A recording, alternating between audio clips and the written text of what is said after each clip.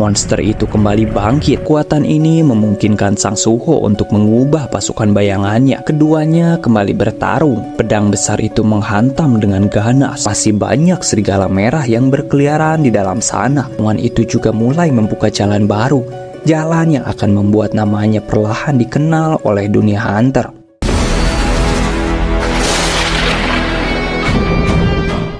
Di chapter pertama ini, kita diperlihatkan beberapa sosok asing yang bahkan belum pernah muncul, baik di anime maupun manhwa solo leveling. Nah, sebelum ceritanya dimulai, Mimin bakal jelasin dulu siapa mereka sebenarnya. Mereka adalah sekumpulan dewa yang dikenal sebagai Outer God. Disebutkan kalau mereka lah yang menciptakan alam semesta. Mereka juga menciptakan banyak hal seperti jiwa, aturan, dan berbagai konsep lain yang mengatur kehidupan. Mereka sudah ada sejak zaman yang sangat kuno, bahkan jauh sebelum bumi diciptakan. Yang menarik, masing-masing dari mereka sebenarnya tidak memiliki nama. Mereka hanya disebut sebagai absolut. Jadi singkatnya, Outer God adalah nama kelompok mereka, sedangkan setiap individu di dalamnya disebut sebagai absolut. Dan disinilah hal yang cukup unik. Meskipun mereka sudah menciptakan begitu banyak hal di alam semesta, mereka justru tidak bisa menciptakan nama untuk diri mereka sendiri. Para Outer God ini bersifat abadi. Karena keabadian itu, mereka terus menciptakan berbagai hal. Tapi anehnya, tidak ada satupun ciptaan mereka yang bisa menghilangkan rasa bosan. Sampai akhirnya, mereka menemukan suatu cara untuk menghibur diri.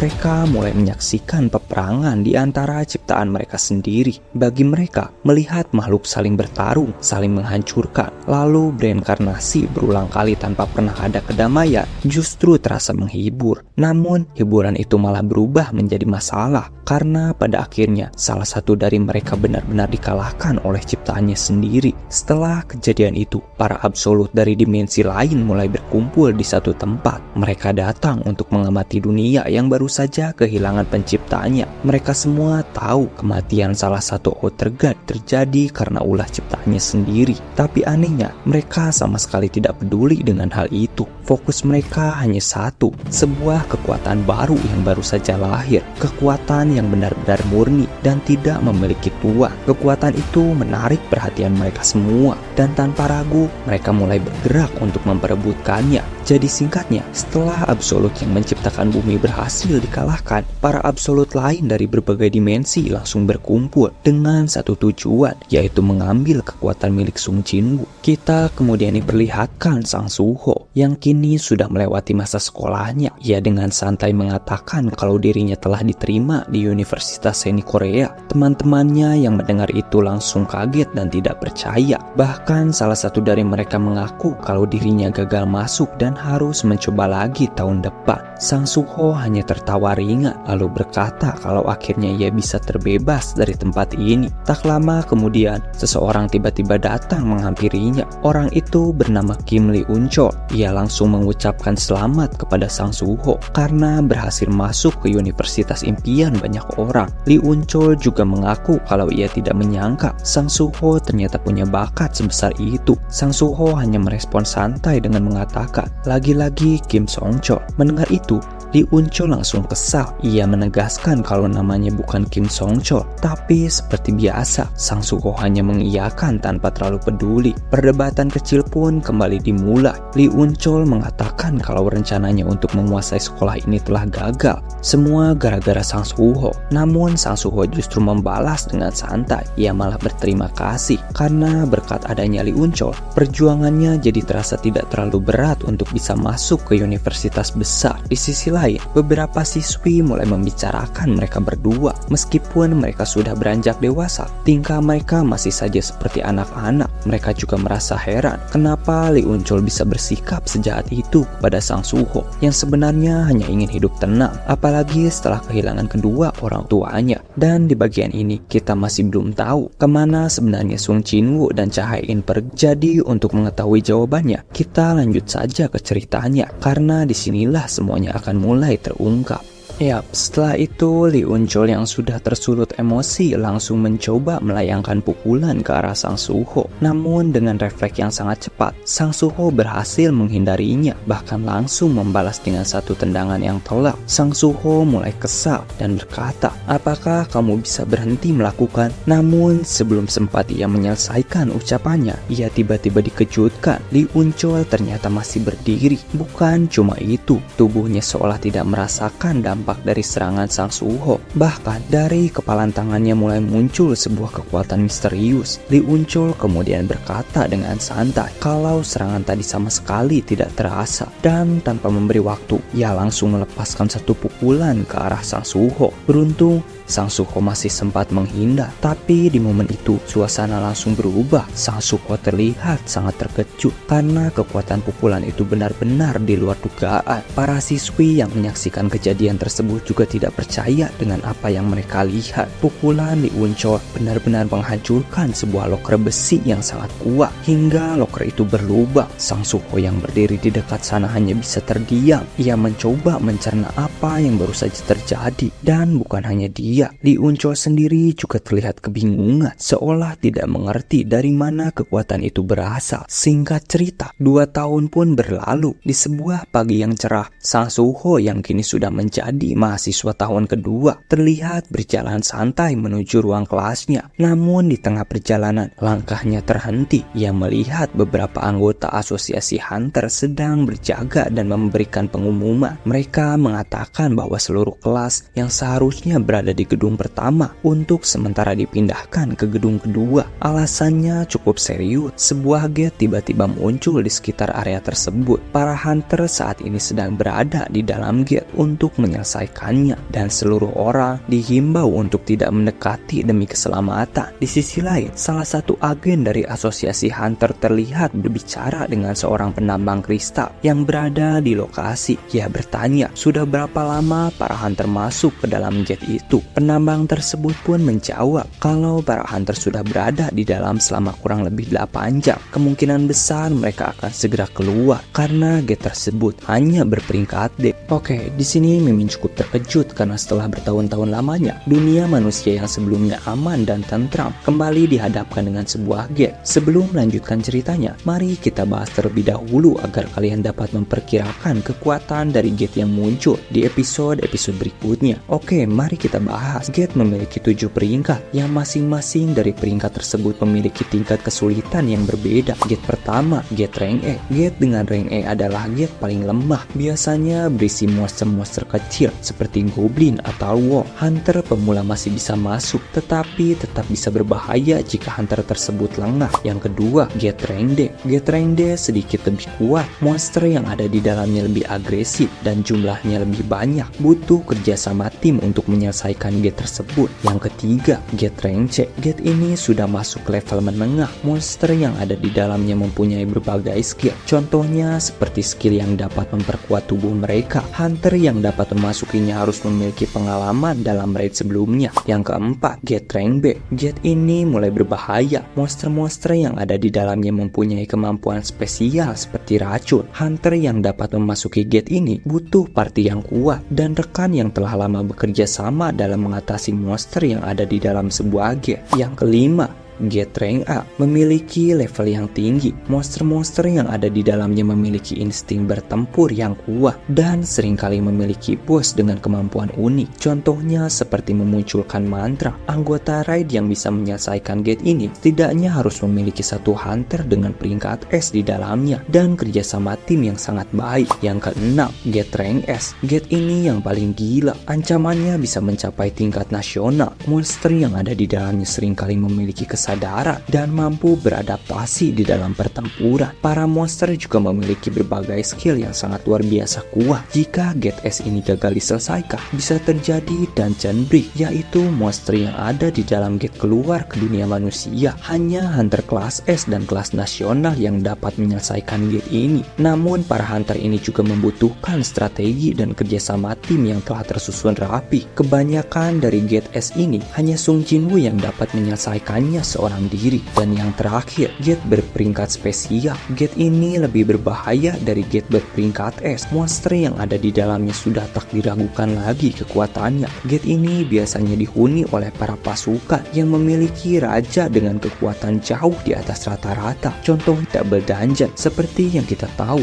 Double Dungeon adalah tempat God of State, tempat awal di mana Sung Jinwoo pertama kali mendapatkan kekuatannya. Gate tersebut sangat langka karena biasanya asosiasi hunter mendeteksi bahwa gate tersebut memiliki kualitas rank gate yang rendah. Tapi setelah para hunter memasukinya, gate tersebut bisa berubah menjadi gate yang sangat mengerikan. Contoh lain dari gate spesial ini adalah gate yang diciptakan oleh para monarch. Gate yang diciptakan oleh para monarch dapat dimunculkan sesuai keinginan mereka. Biasanya para monarch menggunakan gate tersebut untuk menyimpan pasukan mereka atau berpindah ke tempat dengan sangat cepat. Jadi itulah berbagai tingkatan gate yang telah Mimin persingkat agar lebih jelas. Setelah kalian paham mengenai gate tersebut, mari kita lanjutkan ceritanya. Saat asosiasi hunter mengumumkan kemunculan gate di area tersebut, cerita kemudian berlanjut. Setelah mendengar pengumuman itu, suasana di sekitar langsung mulai ramai. Para siswi yang berada di sana saling membicarakan kemunculan gate tersebut. Mereka terlihat penasaran, bahkan sedikit khawatir. Beberapa dari mereka mulai bertanya, apa yang akan terjadi kalau para hunter di dalam sana gagal menyelesaikan gate itu. Mereka sama sekali belum paham jika gate bisa menjadi ancaman yang sangat berbahaya jika dibiarkan. Di sisi lain, Sang Suho hanya terdiam. Ia merasa gelisah karena setelah 3 tahun berlalu, dunia telah banyak berubah. Dunia yang dulu terasa tenang, kini kembali dipenuhi oleh kemunculan gate di berbagai tempat. Sang Suho kemudian menjelaskan bahwa di dalam gate terdapat sebuah dungeon yang dipenuhi oleh monster. Dan jika dalam batas waktu tertentu gate itu tidak diselesaikan, maka para monster di dalamnya akan keluar dan masuk ke dunia manusia. Bersamaan dengan kemunculan gate yang semakin banyak,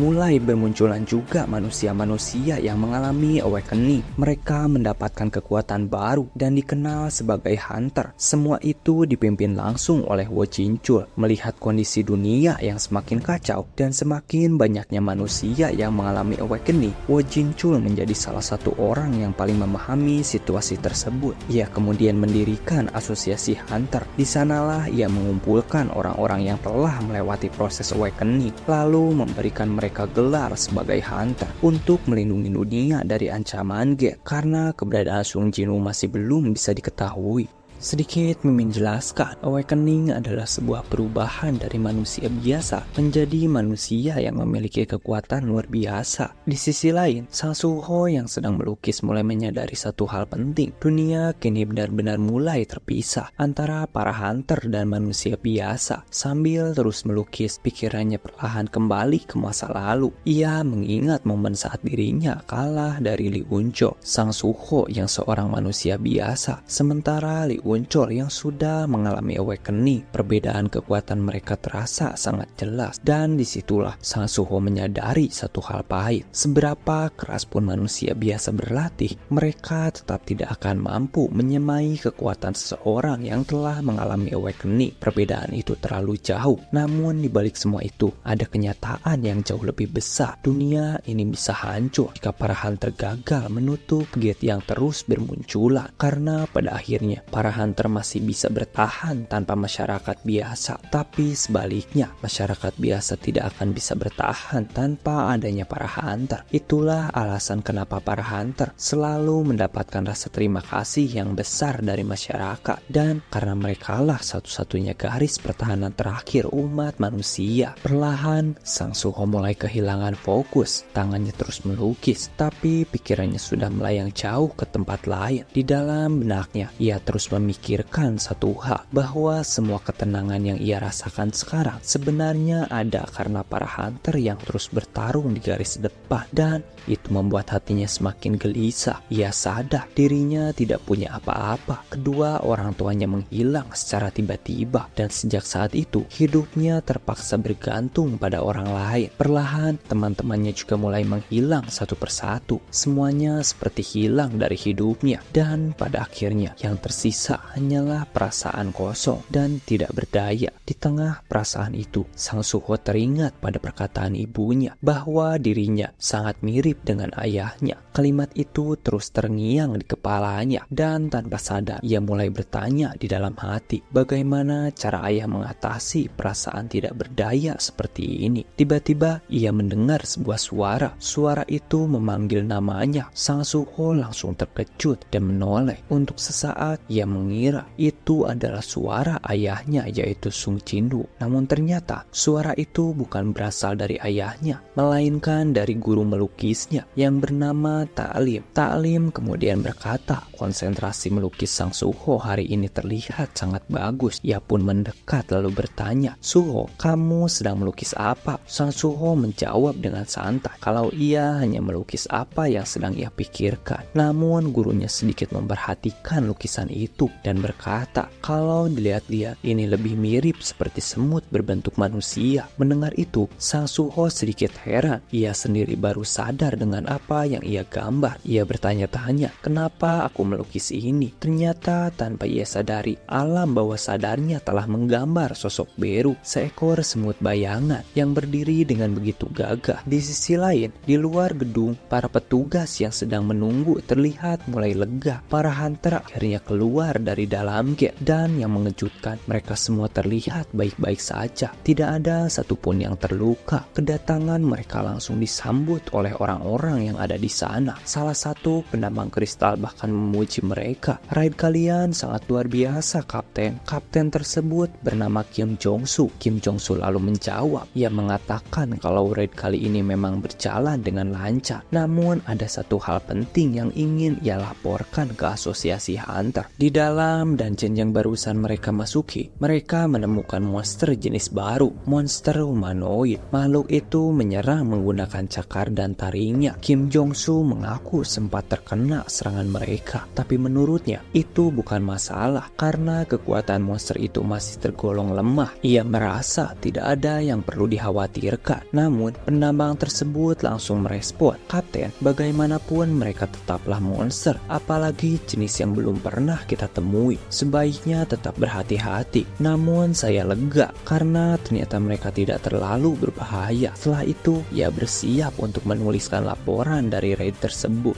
Namun tiba-tiba luka kecil di tubuh sang kapten mulai berubah. Dari luka itu perlahan muncul api berwarna biru. Kapten Kim Jong-soo langsung merasakan ada sesuatu yang aneh di dalam tubuhnya, seolah-olah ada sesuatu yang sedang mengambil alih dirinya. Penambang yang melihat kondisi itu langsung panik dan bertanya, Kapten, apakah Anda baik-baik saja? Namun belum sempat mendapatkan jawaban, tiba-tiba tubuh sang kapten berubah menjadi sesosok monster humanoid.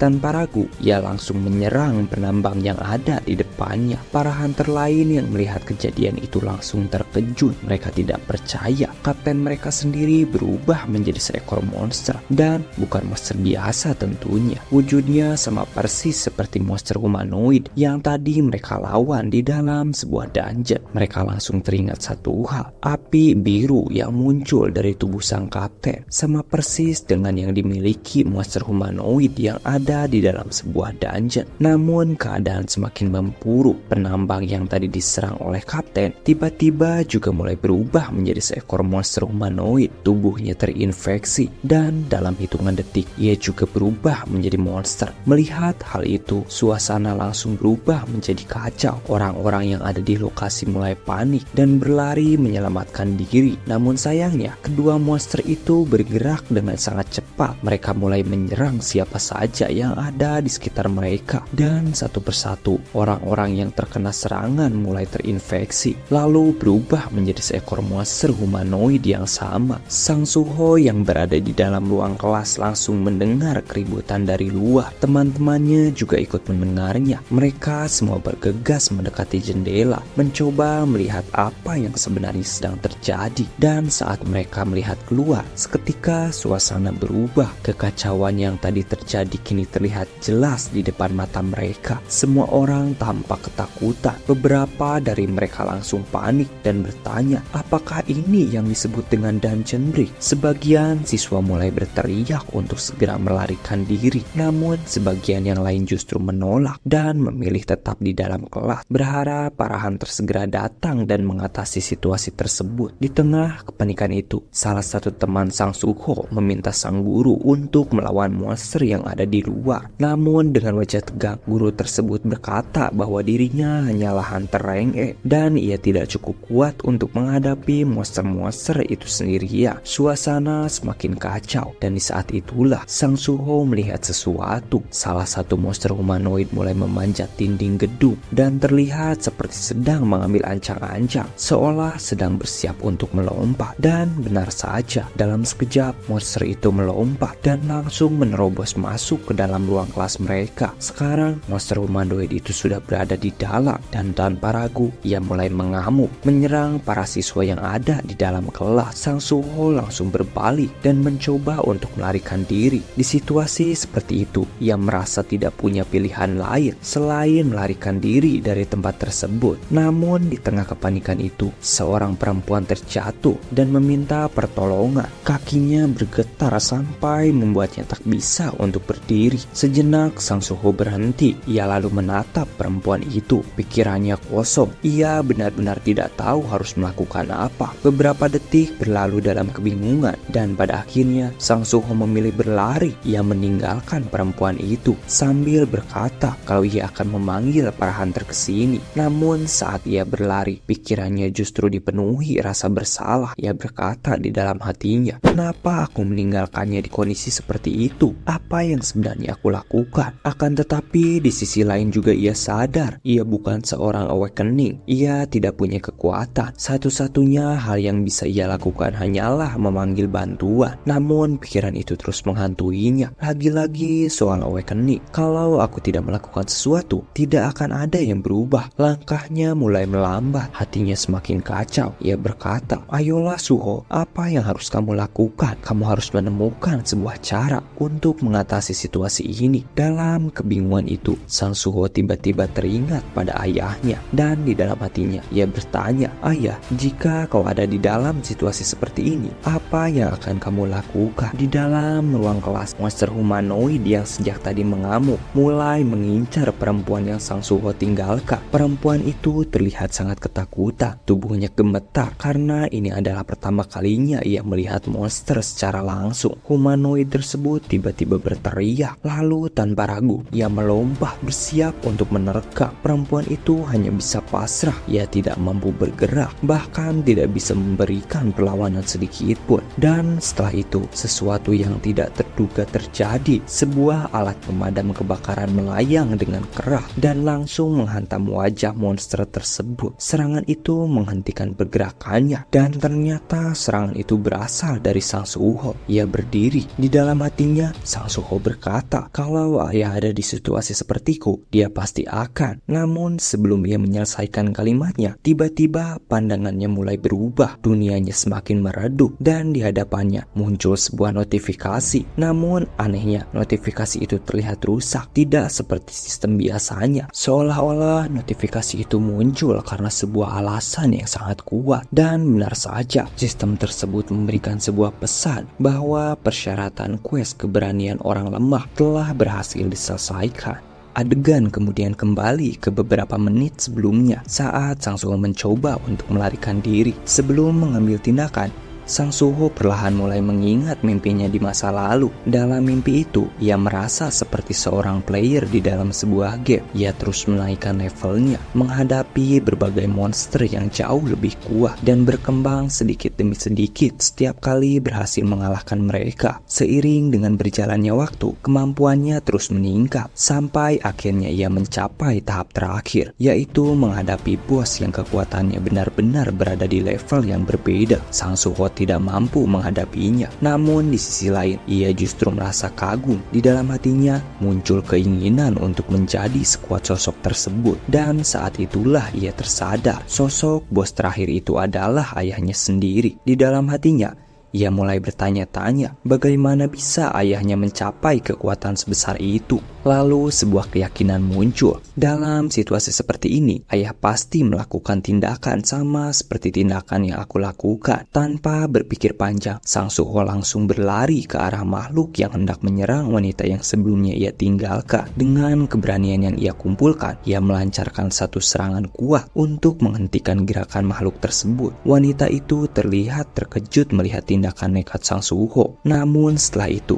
Sang Suho justru mulai kebingungan. Ia belum tahu langkah selanjutnya yang harus ia ambil karena ia sadar sebagai manusia biasa yang belum mengalami awakening, kemampuannya masih belum cukup untuk benar-benar menghadapi makhluk yang berasal dari dalam dungeon. Tiba-tiba sesuatu yang tidak terduga terjadi. Waktu seolah berhenti begitu saja, persis seperti yang pernah ia alami di masa lalu. Di tengah keadaan yang sebuah notifikasi muncul di hadapan Sang Suho, memberitahukan bahwa quest keberanian telah terpenuhi. Bersamaan dengan itu, sistem menawarkan kesempatan untuk menjadi seorang player. Sesaat, Sang Suho teringat.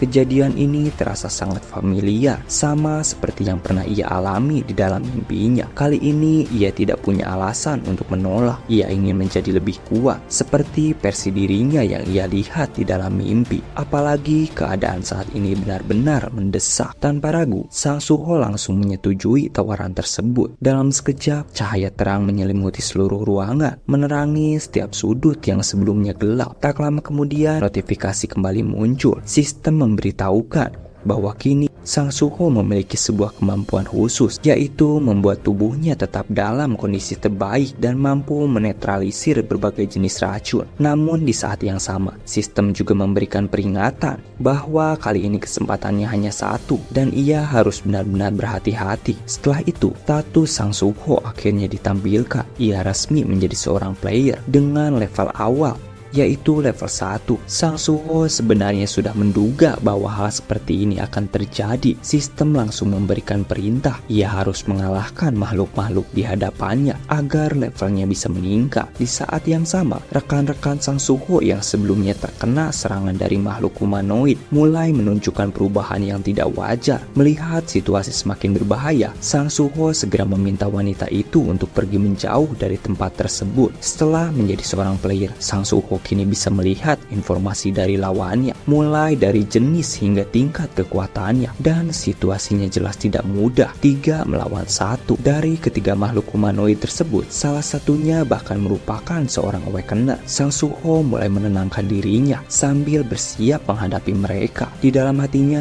ia berkata, jika benar ia telah mengalami awakening, maka serangannya seharusnya sudah bisa memberikan dampak. Tanpa memberi waktu, ketiga makhluk itu langsung bergerak bersamaan, mencoba menekan Sang Suho dari berbagai arah. Namun Sang Suho tak tinggal diam. Ia langsung melemparkan alat pemadam kebakaran yang sebelumnya ia gunakan mengarah ke salah satu target untuk mengalihkan perhatiannya. Setelah itu, ia mengepalkan tangannya, menarik napas, lalu berkata, maaf, kali ini akan sedikit berbeda. Dalam satu gerakan cepat, ia melesat ke depan dan melepaskan satu pukulan penuh tenaga, dan hasilnya salah satu makhluk humanoid itu langsung terjatuh dan tak mampu melanjutkan pergerakannya. Sang Suho sendiri sampai terdiam. Ia tidak menyangka hanya dengan satu pukulan ia bisa memberikan dampak sebesar itu. Makhluk lain yang masih berada di sana langsung bergerak dengan cepat kembali mencoba menyerang Sang Suho. Sang Suho yang menyadari hal itu segera menghindar, lalu membalas dengan satu tendangan cepat ke arah lawannya. Tepat setelah itu, sistem kembali menampilkan notifikasi,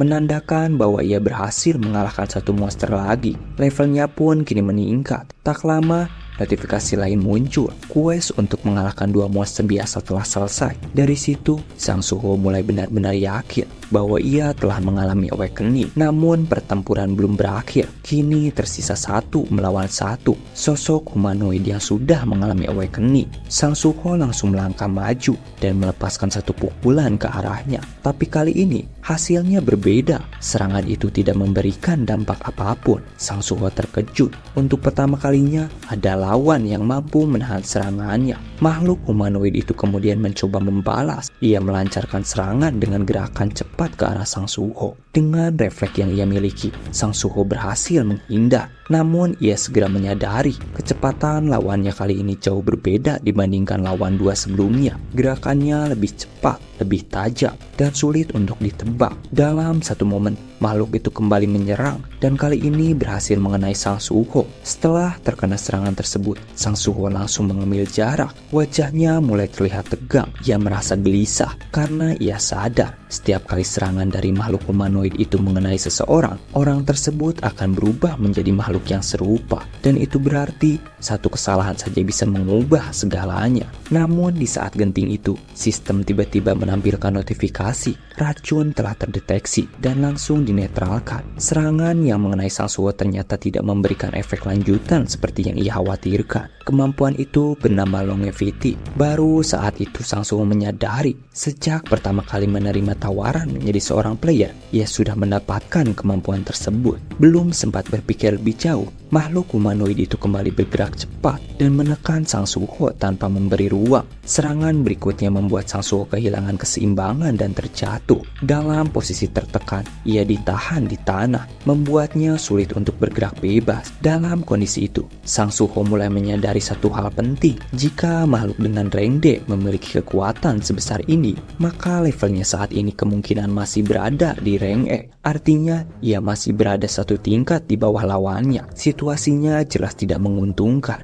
Namun di tengah tekanan itu, pikirannya justru mulai bekerja lebih cepat. Sang Suho mencoba mencari celah, mencoba memahami pola lawannya. Ia yakin pasti ada cara untuk menghadapi situasi tersebut. Dan satu-satunya pilihannya sekarang adalah menemukannya sebelum semuanya terlambat. Lalu sesaat setelah itu, Sang Suho tiba-tiba teringat sesuatu. Hadiah dari kenaikan levelnya belum ia buka. Tanpa membuang waktu, ia langsung mengaksesnya. Setelah dibuka, ia mendapatkan tambahan pada status kekuatannya. Angka yang sebelumnya berada di level 11, kini melonjak hingga level 24. Perubahan itu langsung terasa. Dengan semangat yang kembali bangkit, Sang Suho berteriak dan mulai mendorong lawannya dengan seluruh tenaga yang ia miliki. Namun ternyata itu masih belum cukup. Makhluk itu dengan cepat kembali bersiap, seolah belum kehilangan kemampuannya sama sekali. Sang Suho tidak memberikan kesempatan. Tepat sebelum lawannya bergerak lebih jauh,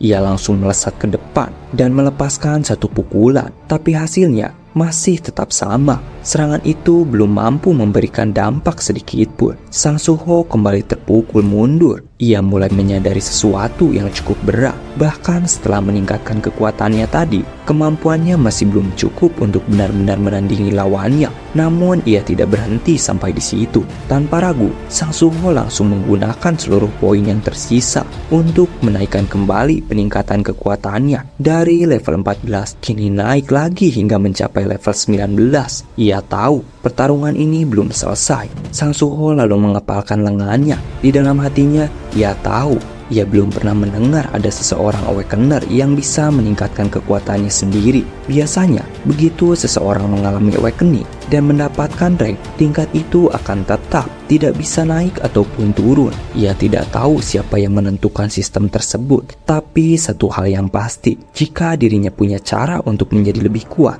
untuk terus naik ke tingkat yang lebih tinggi, maka ia tidak akan ragu untuk terus melakukannya. Tanpa menahan diri, Sang Suho langsung melesat ke depan dan melepaskan satu pukulan penuh ke arah makhluk humanoid itu. Kali ini kekuatannya benar-benar berasa berbeda. Dampaknya begitu besar sampai-sampai pukulan itu mendorong lawannya menembus dinding ruangan, menghantam beberapa bagian dan membuatnya terpental sangat jauh. Akhirnya makhluk itu pun tidak mampu melanjutkan pertarungan. Setelah semuanya berakhir, Sang Suho langsung terjatuh. Napasnya terasa berat dan tubuhnya terasa sangat lelah karena ini adalah pertama kalinya ia melalui pertarungan sebesar itu. Tak lama kemudian, sistem kembali muncul. Notifikasi itu memberitahu bahwa ia telah berhasil mengalahkan monster Mistborn tipe humanoid dan levelnya kini meningkat sebanyak 3 kali. Sang Suho terbaring sejenak. Ia lalu berkata, akhirnya selesai juga. Namun setelah itu, pandangannya berubah. Ia mulai berbicara pada dirinya sendiri.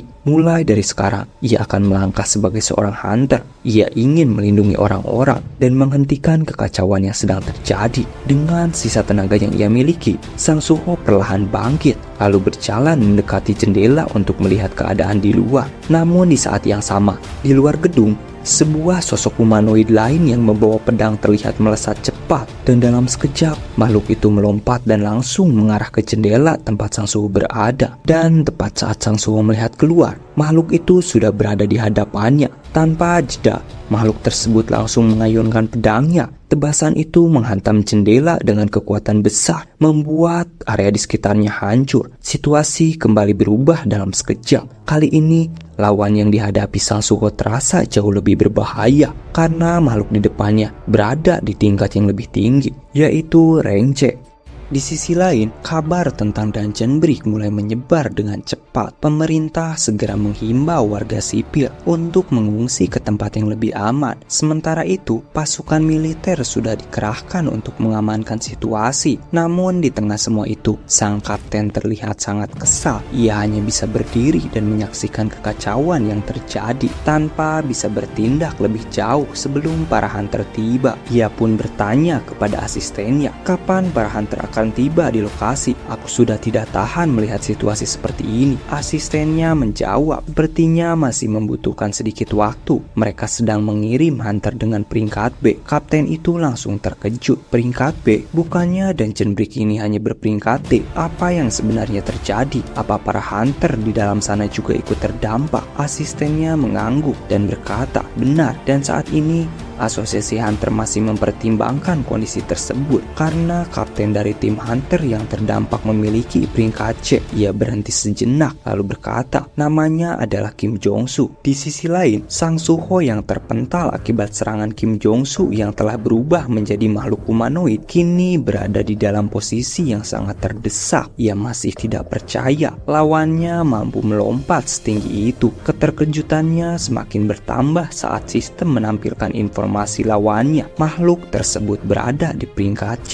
Namun sebenarnya Sang Suho sudah menduga hal itu sejak awal. Terlihat jelas dari cara lawan itu menggunakan senjatanya. Gerakannya sangat terlatih, terarah, dan jauh lebih berbahaya dibandingkan yang sebelumnya. Meski begitu, Sang Suho mencoba menenangkan dirinya. Ia meyakinkan bahwa dirinya masih punya peluang. Sekarang levelnya sudah jauh lebih tinggi dari sebelumnya. Akan tetapi tiba-tiba satu tebasan melesat cepat ke arahnya. Beruntung Sang Suho berhasil menghindar dan di detik terakhir serangan itu terasa sangat kuat. Beruntung Sang Suho berhasil menghindar di detik terakhir. Serangan itu terasa sangat kuat. Bahkan dari jarak dekat pun sudah cukup untuk membuatnya sadar. Satu kesalahan saja bisa berakibat fatal. Sang Suho mulai terlihat panik. Bagaimanapun juga ia tidak menyangka bahwa lawannya benar-benar berada di level seperti ini. Di sisi lain, makhluk humanoid itu justru menunjukkan ekspresi kepercayaan diri. Ia tersenyum lebar lalu kembali bersiap seolah menikmati pertarungan tersebut. Tanpa ragu ia kembali mengangkat senjatanya dan bersiap melancarkan serangan berikutnya. Sang Suho mencoba menahan serangan itu dengan menggunakan tabung pemadam kebakaran. Namun kekuatan tebasan dari makhluk humanoid tersebut jauh lebih besar. Tabung itu tidak mampu menahannya dan langsung hancur begitu saja. Dalam sekejap seluruh ruangan dipenuhi oleh asap dingin dari karbon dioksida yang keluar, membuat pandangan menjadi terbatas. Sang Suho langsung memanfaatkan situasi itu untuk menjauh. Ia mulai menyadari sesuatu. Dengan peringkatnya saat ini akan lebih sulit untuk menghadapi lawan tersebut secara langsung. Dari situ ia juga mulai memahami alasan kenapa para hunter memiliki peringkat, karena ada batas kekuatan yang tidak bisa dilewati dengan mudah. Dalam pikirannya ia terus bertanya kapan para hunter akan datang dan bagaimana cara menahan makhluk ini sampai bantuan tiba. Namun sesuatu yang tidak terduga terjadi saat makhluk humanoid itu berusaha keluar dari ruangan. Gerakannya tiba-tiba berubah. Ia seperti tertarik pada hal lain lalu mengalihkan pandangannya ke arah jendela. Melihat itu, Sang Suho langsung menghentikan langkahnya dan benar saja makhluk tersebut ternyata tidak lagi berfokus padanya. Tujuannya berubah. Ia justru ingin menyebarkan infeksi kepada orang lain. Dari Dari kejauhan terlihat beberapa wanita sedang berada di atas gedung lain. Mereka tampak panik saat menyadari kehadiran makhluk itu. Tanpa ragu, makhluk humanoid tersebut langsung melompat ke arah mereka. Melihat kejadian itu, Sang Suho langsung merasa marah. Ia tidak menyangka lawannya sama sekali tidak menganggap dirinya sebagai ancaman. Tanpa berpikir panjang, Sang Suho ikut melompat sambil berkata di dalam hatinya, "Aku tidak bisa menunggu lebih lama lagi. Tidak ada waktu untuk menunggu hunter datang. Aku harus menghentikannya sendiri." Ia langsung melepaskan satu tendangan kuat, mencoba menghentikan pergerakan lawannya, lalu bersiap untuk melanjutkan dengan pukulan berikutnya. Namun yang mengejutkan, tendangan itu sama sekali tidak memberikan efek apapun kepada makhluk tersebut. Makhluk itu langsung membalas dengan serangan cepat. Beruntung, Sang Suho masih bisa menghindar di detik terakhir. Dari situ, ia semakin sadar satu tebasan saja dari lawan ini sudah cukup untuk membuatnya tidak bisa melanjutkan pertarungan. Namun meski begitu, Sang Suho tidak berniat melepaskannya. Ia tetap maju. Dengan pergerakan yang sangat cepat, Sang Suho mulai melancarkan pukulan bertubi-tubi sambil terus menghindari setiap serangan yang datang. Ia mengerahkan seluruh kemampuan yang ia miliki, mencoba mencari celah sekecil apapun, tapi hasilnya tetap belum berubah. Pertahanan makhluk itu terasa sangat kuat, seolah semua serangan yang diberikan Sang Suho tidak memberikan pengaruh yang berarti. Lalu dalam satu momentum, makhluk itu mengayunkan satu tebasan kuat yang akhirnya mengenai Sang Suho. Dampaknya begitu besar, tubuh Sang Suho terpental jauh, menghantam area di sekitarnya dan membuatnya kehilangan hampir seluruh tenaganya. Dalam kondisi itu, Sang Suho benar-benar telah mencapai batasnya. Staminanya habis dan yang tersisa hanya HP yang sedikit. Sang Suho mencoba bertahan sambil berkata, "Aku benar-benar beruntung masih diberi kesempatan." Di sisi lain, makhluk humanoid itu justru menunjukkan ekspresi puas. Ia tersenyum lebar, seolah merasa telah berhasil mengatasi gangguan yang sejak tadi terus menghalangi jalannya. Sebuah retakan tiba-tiba muncul di udara. Sang Suho mencoba bangkit dengan sisa tenaga yang ia miliki. Retakan itu perlahan semakin melebar, seolah menjadi sesuatu yang tidak biasa. Di saat yang sama, makhluk humanoid itu kembali melesat dengan kecepatan tinggi, berniat mengakhiri pertarungan. Namun kondisi Sang Suho sudah mencapai batasnya. Tubuhnya tidak lagi mampu untuk bertahan dan akhirnya ia pun ambruk. Meski begitu, makhluk tersebut tetap melanjutkan serangannya, bergerak lurus ke arah Sang Suho yang sudah tidak berdaya. Tepat di saat itu, retakan yang tadi muncul tiba-tiba pecah. Dari dalamnya, sesuatu melesat dengan kecepatan luar biasa. Aura terasa begitu kuat dan tidak asing. Energi khas seorang monark langsung memenuhi area tersebut. Sebuah sosok berbalut armor hitam pekat muncul, bergerak secepat kilat menuju posisi Sang Suho. Dalam satu gerakan, sosok itu berhasil menghentikan serangan dari makhluk humanoid tersebut. Dalam kesadaran terakhirnya, Sang Suho sempat melihat sekilas sosok itu. Dengan suara lemah, Sang Suho berkata, "Apakah itu seekor semut?" Sosok berarmor hitam itu langsung menjawab, "Tidak, ini semua karena aku terlambat datang ke sini." Sosok itu langsung menggunakan kemampuan penyembuhannya, berusaha memulihkan Sang Suho yang sudah tidak sadarkan diri. Namun ternyata makhluk humanoid tadi belum sepenuhnya berhenti. Ia masih berdiri, bahkan tersenyum lebar. Dan di saat itulah terungkap sesuatu yang mengejutkan. Sosok berarmor hitam yang baru saja muncul itu adalah Beru, sang marsal, sekaligus tangan kiri dari Sung Jinwoo. Ia dikenal sebagai salah satu yang terkuat di antara pasukan bayangan, seorang petarung yang selalu berada di garis depan. Dengan aura yang menekan, Beru memandang lawannya lalu berkata, "Berani sekali makhluk lemah sepertimu menyentuh tuan muda." Dalam sekejap, Beru menghilang dari tempatnya, dan apa yang terjadi setelah itu benar-benar di luar dugaan. Ia tidak perlu pertarungan panjang, hanya dengan satu gerakan cepat melewati lawannya saja, makhluk humanoid itu langsung tidak mampu melanjutkan pertarungan. Di tempat lain, beberapa makhluk humanoid yang tersisa mencoba mendekati seorang guru seni yang bernama Taklim. Taklim terlihat sangat ketakutan, tidak mampu untuk berbuat apa-apa. Dengan suara gemetar, ia mencoba meminta bantuan. "Tolong, siapa saja." Namun sebelum kalimat itu selesai, makhluk di depannya sudah tidak lagi bergerak. Hal yang sama terjadi di berbagai titik lainnya. Makhluk-makhluk humanoid yang tersisa ditangani dalam waktu yang sangat singkat. Pergerakan Beru begitu cepat, bahkan membuat kaca-kaca di sekitar ikut pecah hanya dengan tekanan dari kecepatannya. Hanya dalam hitungan detik saja, sejak kemunculannya, semua ancaman yang sebelumnya menyerang kota telah benar-benar berhenti. Para militer yang berada di lokasi bahkan tidak sempat bereaksi. Mereka tidak bisa melihat dengan jelas apa yang sebenarnya terjadi, hanya tahu bahwa semuanya sudah berakhir begitu saja. Setelah memastikan keadaan aman, Beru kembali ke tempat Sang Suho berada. Ia menatap ke arah Sang Suho yang masih belum sadarkan diri, lalu berkata, "Sudah lama sejak pertama kali kita bertemu, Tuan Muda." Adegan kemudian membawa kita mundur ke masa lalu. Saat itu, Sang Suho masih sangat gemar menggambar apapun yang ia lihat. Suatu hari, ia bertemu dengan sosok yang langsung membuatnya terpukar, yaitu Beru. Dengan bentuknya yang besar dan auranya yang berbeda, Beru justru menarik perhatian Sang Suho. Tanpa ragu, ia langsung menggambarnya. Melihat itu, Beru tampak terharu dan tersentuh oleh perhatian sederhana dari Sang Suho. Adegan kemudian kembali ke masa kini. Sang Suho perlahan membuka matanya. Ia terkejut karena tiba-tiba sudah berada di sebuah ruang perawatan. Untuk beberapa saat, ia masih mencoba memahami apa yang terjadi. Bayangan tentang mimpinya di masa lalu kembali terlintas tentang sosok semut besar yang pernah ia lihat. Namun ia tidak terlalu memikirkannya. Tepat di saat itu, ponselnya berdering. Panggilan itu berasal dari Yo Jinho yang terdengar sangat khawatir dengan kondisinya. Ia menanyakan keadaan Sang Suho, memastikan apakah semuanya baik-baik saja. Bahkan Yo Jinho langsung mengatakan bahwa ia akan mengirim beberapa hunter untuk menjaga Sang Suho. Ia juga menegaskan bahwa situasi dunia saat ini sudah mulai tidak aman. Namun Sang Suho berkata bahwa dirinya baik-baik saja dan tidak perlu ada pengawal yang dikirimkan untuknya. Sang Suho menyalakan televisi. Seluruh saluran berita dipenuhi laporan tentang makhluk humanoid yang sebelumnya menyerang kota. Dampaknya sangat besar, banyak korban berjatuhan dan situasi sempat berada di luar kendali. Namun yang paling mengejutkan, saat para hunter akhirnya tiba di lokasi, semua makhluk humanoid itu sudah tidak lagi menjadi ancaman. Semuanya telah dihentikan dalam waktu yang sangat singkat. Anehnya, tidak ada satupun yang tahu siapa yang melakukannya. Salah satu saksi yang berada di tempat kejadian hanya bisa menjelaskan dengan suara gemetar bahwa makhluk-makhluk itu tiba-tiba berhenti satu persatu, seolah dilumpuhkan oleh sesuatu yang tidak terlihat. Mendengar itu, Sang Suho perlahan mematikan televisinya. Ia masih merasa bingung. Setelah tidak sadarkan diri selama 2 hari, banyak hal yang terasa seperti potongan kejadian yang belum sepenuhnya tersusun. Namun di balik kebingungannya itu, ada satu hal yang membuatnya merasa lega. Sekarang ia telah menjadi seorang awakening, dan yang lebih penting, ia bisa terus menjadi lebih kuat dengan menaikkan levelnya. Meski begitu, ada satu pertanyaan yang terus mengganggunya. Bagaimana bisa ia tetap selamat? Karena di ingatannya yang terakhir, serangan dari makhluk itu jelas mengarah tepat ke arah dirinya. Tiba-tiba dari balik bayangan, sebuah suara terdengar. Itu karena aku menyingkirkan makhluk itu. Sang Suho langsung terkejut dan menoleh. Dari kegelapan muncul sosok yang tidak asing, yaitu Beru. Beru kemudian menyapanya. "Sudah lama tidak bertemu, Tuan Muda. Kau tumbuh dengan luar biasa." Matanya mulai berkaca-kaca, seolah tidak mampu menahan rasa haru dari pertemuan itu. Melihat hal tersebut, ingatan Suho tiba-tiba bermunculan. Ia mulai mengingat bahwa Beru adalah salah satu prajurit bayangan yang selalu berada di sisinya. Beru lalu melanjutkan, "Maaf, aku datang terlambat. Aku harus melewati beberapa dimensi untuk bisa menemukanmu, Tuan." Mendengar itu, Sang Suho justru semakin bingung. Kenapa di masa lalu Beru selalu bersamanya? Kenapa ia bisa begitu dekat dengan sosok bayangan sepertinya? Dan yang paling penting, sebenarnya siapa Beru itu? Pertanyaan demi pertanyaan mulai memenuhi pikirannya. Kemudian Sang Suho memperhatikan sesuatu yang aneh. Ia menatap tubuh Beru lalu berkata, "Kalau aku tidak salah ingat, kau tidak sekecil ini bukan?" Beru terlihat sedikit canggung lalu menjawab, "Itu karena aku menghabiskan terlalu banyak mana saat melintasi dimensi. Biasanya aku jauh lebih besar dan terlihat lebih kuat." Namun Sang Suho kembali menatapnya dan berkata, kali ini dengan ekspresi heran, "Soalnya sistem menampilkan statusmu hanya level 1 dengan peringkat prajurit. Ternyata status Beru memang telah dikembalikan ke level 1. Sebagian besar kekuatan kekuatannya tersegel karena alasan tertentu. Kondisi ini mengingatkan pada kejadian Aigris saat pertama kali dibangkitkan oleh Sung Jinwoo, di mana kekuatannya juga belum sepenuhnya terbuka. Mendengar itu, Sang Suho perlahan bangkit dari tempat tidurnya lalu berkata, "Kalau begitu, tidak masalah. Lagi pula, kau sudah menyelamatkanku." Beru terlihat sedikit malu, lalu berkata, "Meski wujudku seperti ini, aku tetap healer terbaik yang pernah ada." Setelah itu, Beru mulai menjelaskan tujuannya datang menemui Sang Suho. Ia mengatakan bahwa dirinya datang untuk membuka segel kekuatan Sang Suho, segel yang selama ini menahan potensi aslinya. Namun tanpa diduga, saat Beru akhirnya tiba, segel itu ternyata sudah terbuka dengan sendirinya. Sang Suho pun langsung bertanya, "Apakah ini ada hubungannya dengan mimpi yang selama ini aku alami?" Beru mengangguk dan menjelaskan, "Apa yang kau anggap sebagai mimpi sebenarnya adalah sebagian dari masa lalu yang benar-benar terjadi. Kau sekarang sudah tumbuh lebih kuat. Bahkan jika dibandingkan dengan saat pertama kali kau menghadapiku dulu, kekuatanmu saat ini sudah berada di tingkat yang berbeda." Beru lalu mengatakan yang sebenarnya, bahwa semua ini sebenarnya tidak lepas dari keputusan Sang Tuan Besar, yaitu Sung Jinwoo. Dialah yang menyegel kekuatan Sang Suho dengan harapan agar ia bisa menjalani hidup normal seperti manusia biasa. Mendengar penjelasan itu, Sang Suho langsung terkejut. "Apa? Ayahku?" Ia langsung bereaksi, "Sudah kuduga. Kau pasti ada hubungannya dengan ayahku yang pergi dari rumah." Beru segera menjawab, "Tuan Besar tidak meninggalkanmu. Beliau pergi keluar sana untuk bertarung." Sang Suho semakin bingung. "Bertarung? Maksudmu ayahku sedang bertarung di luar sana untuk melindungi dunia ini?" Beru pun menjawab, "Ya, benar sekali." Lalu Beru menjelaskan, "Tuan Besar Sung Jinwoo sedang menghadapi Itarim,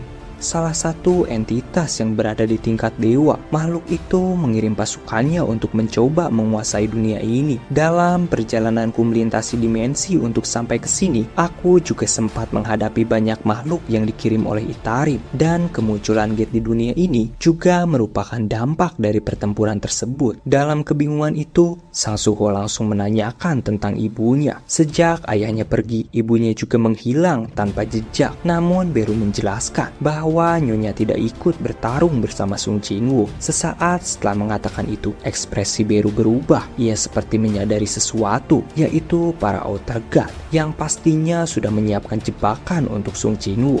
Mendengar penjelasan semua itu, Sang Suho mulai merasa putus asa. Pikirannya dipenuhi satu hal, yaitu kemungkinan bahwa ia tidak akan bisa lagi bertemu kedua orang tuanya. Melihat kondisi itu, Beru lalu bertanya, "Apakah Tuan Muda ingin bertemu dengan mereka?" Sang Suho langsung menjawab, "Tentu saja, aku sangat merindukan mereka." Beru lalu menjelaskan, "Untuk bertemu dengan ayahmu, itu akan sangat sulit. Pertarungan yang beliau hadapi berada di tingkat yang sangat tinggi. Musuhnya bukan lawan biasa, dan itu terlalu berbahaya untukmu saat ini. Tapi jika Tuan Muda ingin bertemu dengan ibumu, masih ada kemungkinan." Sang Suho langsung bertanya, "Apakah itu benar?" Beru lalu berkata, "Jika kau menjadi lebih kuat, kau mungkin bisa menemukan keberadaannya dan membawanya kembali." Setelah mengatakan itu, Beru lalu mengeluarkan sebuah kunci. "Ayo, kita mulai dari sini. Kita akan menjadi lebih kuat." Tepat setelah itu, sistem kembali muncul. Sebuah notifikasi ditampilkan menjelaskan bahwa kekuatan asli Sang Suho saat ini masih tersegel, dan untuk membukanya, ia harus menyelesaikan sebuah tantangan, yaitu Shadow Dungeon. Beru kemudian menyerahkan kunci itu kepada Sang Suho, lalu memintanya untuk memasukkannya ke dalam sebuah bayangan. Saat kunci itu menyentuh bayangan, sebuah gate langsung terbuka. Aura gelap perlahan menyebar, menandakan bahwa tempat itu bukanlah ruangan biasa. Beru lalu berkata, "Ayo kita masuk ke dalam, ambil kembali kekuatan yang dulu pernah kau miliki, Tuan Muda." Sang Suho terdiam sejenak. Semua yang terjadi terasa begitu tidak masuk akal, mulai dari sistem pertarungan hingga kebenaran tentang kedua orang tuanya. Namun saat ia mengingat mereka, tekadnya kembali menguat. Tanpa ragu ia memutuskan untuk melangkah lebih maju, menjadi lebih kuat dari sebelumnya. Melihat tekad itu, Beru teringat akan masa lalu saat ia menerima perintah langsung dari Sung Jinwoo, yang pada saat itu Sung Jinwoo meminta untuk membuka segel kekuatan Sang Suho sekaligus melindungi dunia dengan kekuatan Sang Suho. Semua harapan itu kini berada di tangannya. Beru pun menyadari ia harus tetap berada di sisi tuan mudanya, membimbingnya, memastikan ia berkembang dan suatu saat mampu berdiri sebagai pelindung dunia. Tanpa ragu, mereka berdua melangkah masuk ke dalam gate tersebut. Sesaat setelah masuk, Sang Suho langsung terkejut. Tempat itu benar-benar berbeda dari apa yang pernah ia lihat di dalam mimpinya. Suasananya lebih gelap, lebih sunyi, dan terasa asing. Beru lalu berkata, ini adalah Shadow Dungeon. Tempat ini tidak bisa dimasuki sembarangan orang.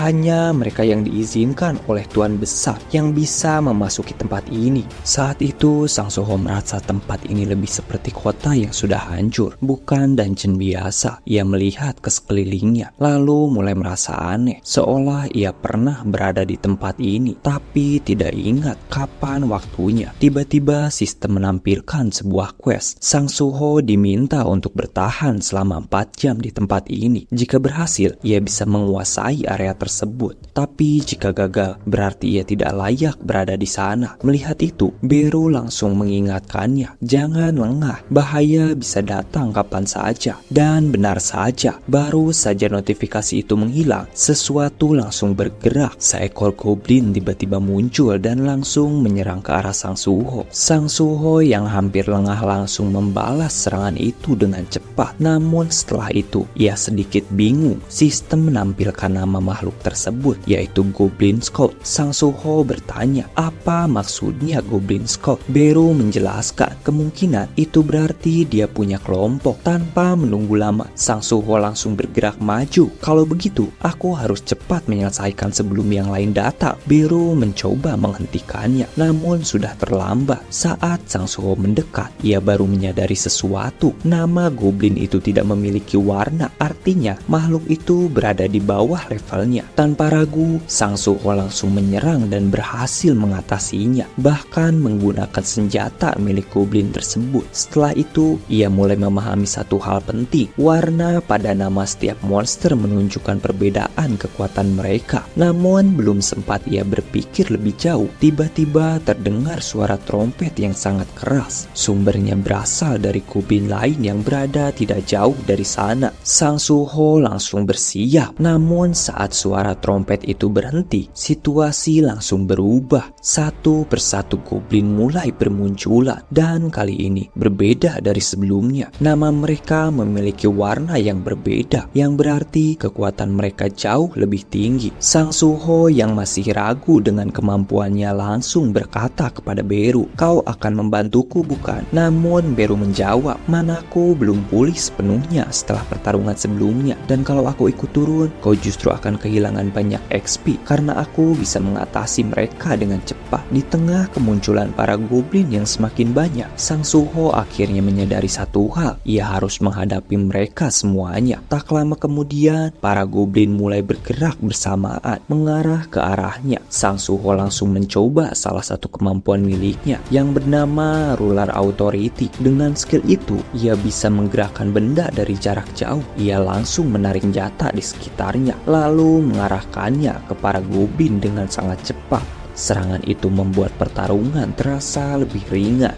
karena ia bisa menyerang tanpa harus mendekati mereka satu persatu, dan hasilnya benar-benar efektif. Satu persatu goblin mulai tumbang. Sang Suho mulai merasa lebih percaya diri, seolah ia memiliki tangan tak terlihat yang bisa ia gunakan sesuka hati. Namun tiba-tiba sebuah panah melesat ke arahnya. Dengan refleks cepat, ia berhasil menangkap panah tersebut. Dari situ, Sang Suho sadar tidak semua goblin bertarung dari jarak dekat. Tanpa membuang waktu, Sang Suho langsung menyesuaikan penggunaan Ruler Authority miliknya. Ia mengendalikan panah itu, lalu mengarahkannya kembali seperti serangan balasan. Panah itu melesat dengan cepat dan tepat mengenai targetnya. Goblin Archer itu berhasil ia atasi. Beru yang melihat itu langsung terpukau. Ia tidak menyangka Sang Suho bisa menyesuaikan penggunaan skillnya secepat itu. Beru lalu lalu berkata, "Kelahiranmu seperti kisah seorang pahlawan. Tuan muda mewarisi kekuatan ruler authority milik Tuan besar sejak kecil. Kekuatan itu sempat disegel agar dunia tetap tenang. Dan sekarang saat Ithari mulai mengganggu dunia, kekuatan itu kembali terbuka untuk menghadapi kekacauan ini. Sementara itu, Sang Suho terus menghadapi para goblin satu persatu. Di tengah pertarungan itu, ia mulai menyadari sesuatu. Kemampuan ruler authority ternyata memiliki batas beban sekitar 10 kg. Namun di saat ia lengah, salah satu goblin berhasil melancarkan serangan dan mengenai dirinya. Goblin itu terlihat senang, seolah berhasil menemukan sebuah celah. Sang Suho terdiam sejenak. Beru yang melihat hal itu langsung khawatir dan mencoba memastikan keadaannya. Namun di tengah kerumunan goblin, Sang Suho tidak menjawab apapun. Dia hanya terdiam, dan di barisan paling belakang, salah satu goblin yang jauh lebih besar maju ke depan. Goblin tersebut bernama Goblin Centurion. Makhluk itu bersiap untuk mengakhiri pertarungan. Di sisi lain, Sang Suho perlahan mencoba menarik Dacer yang masih tertancap. Para goblin lain mulai mendekat.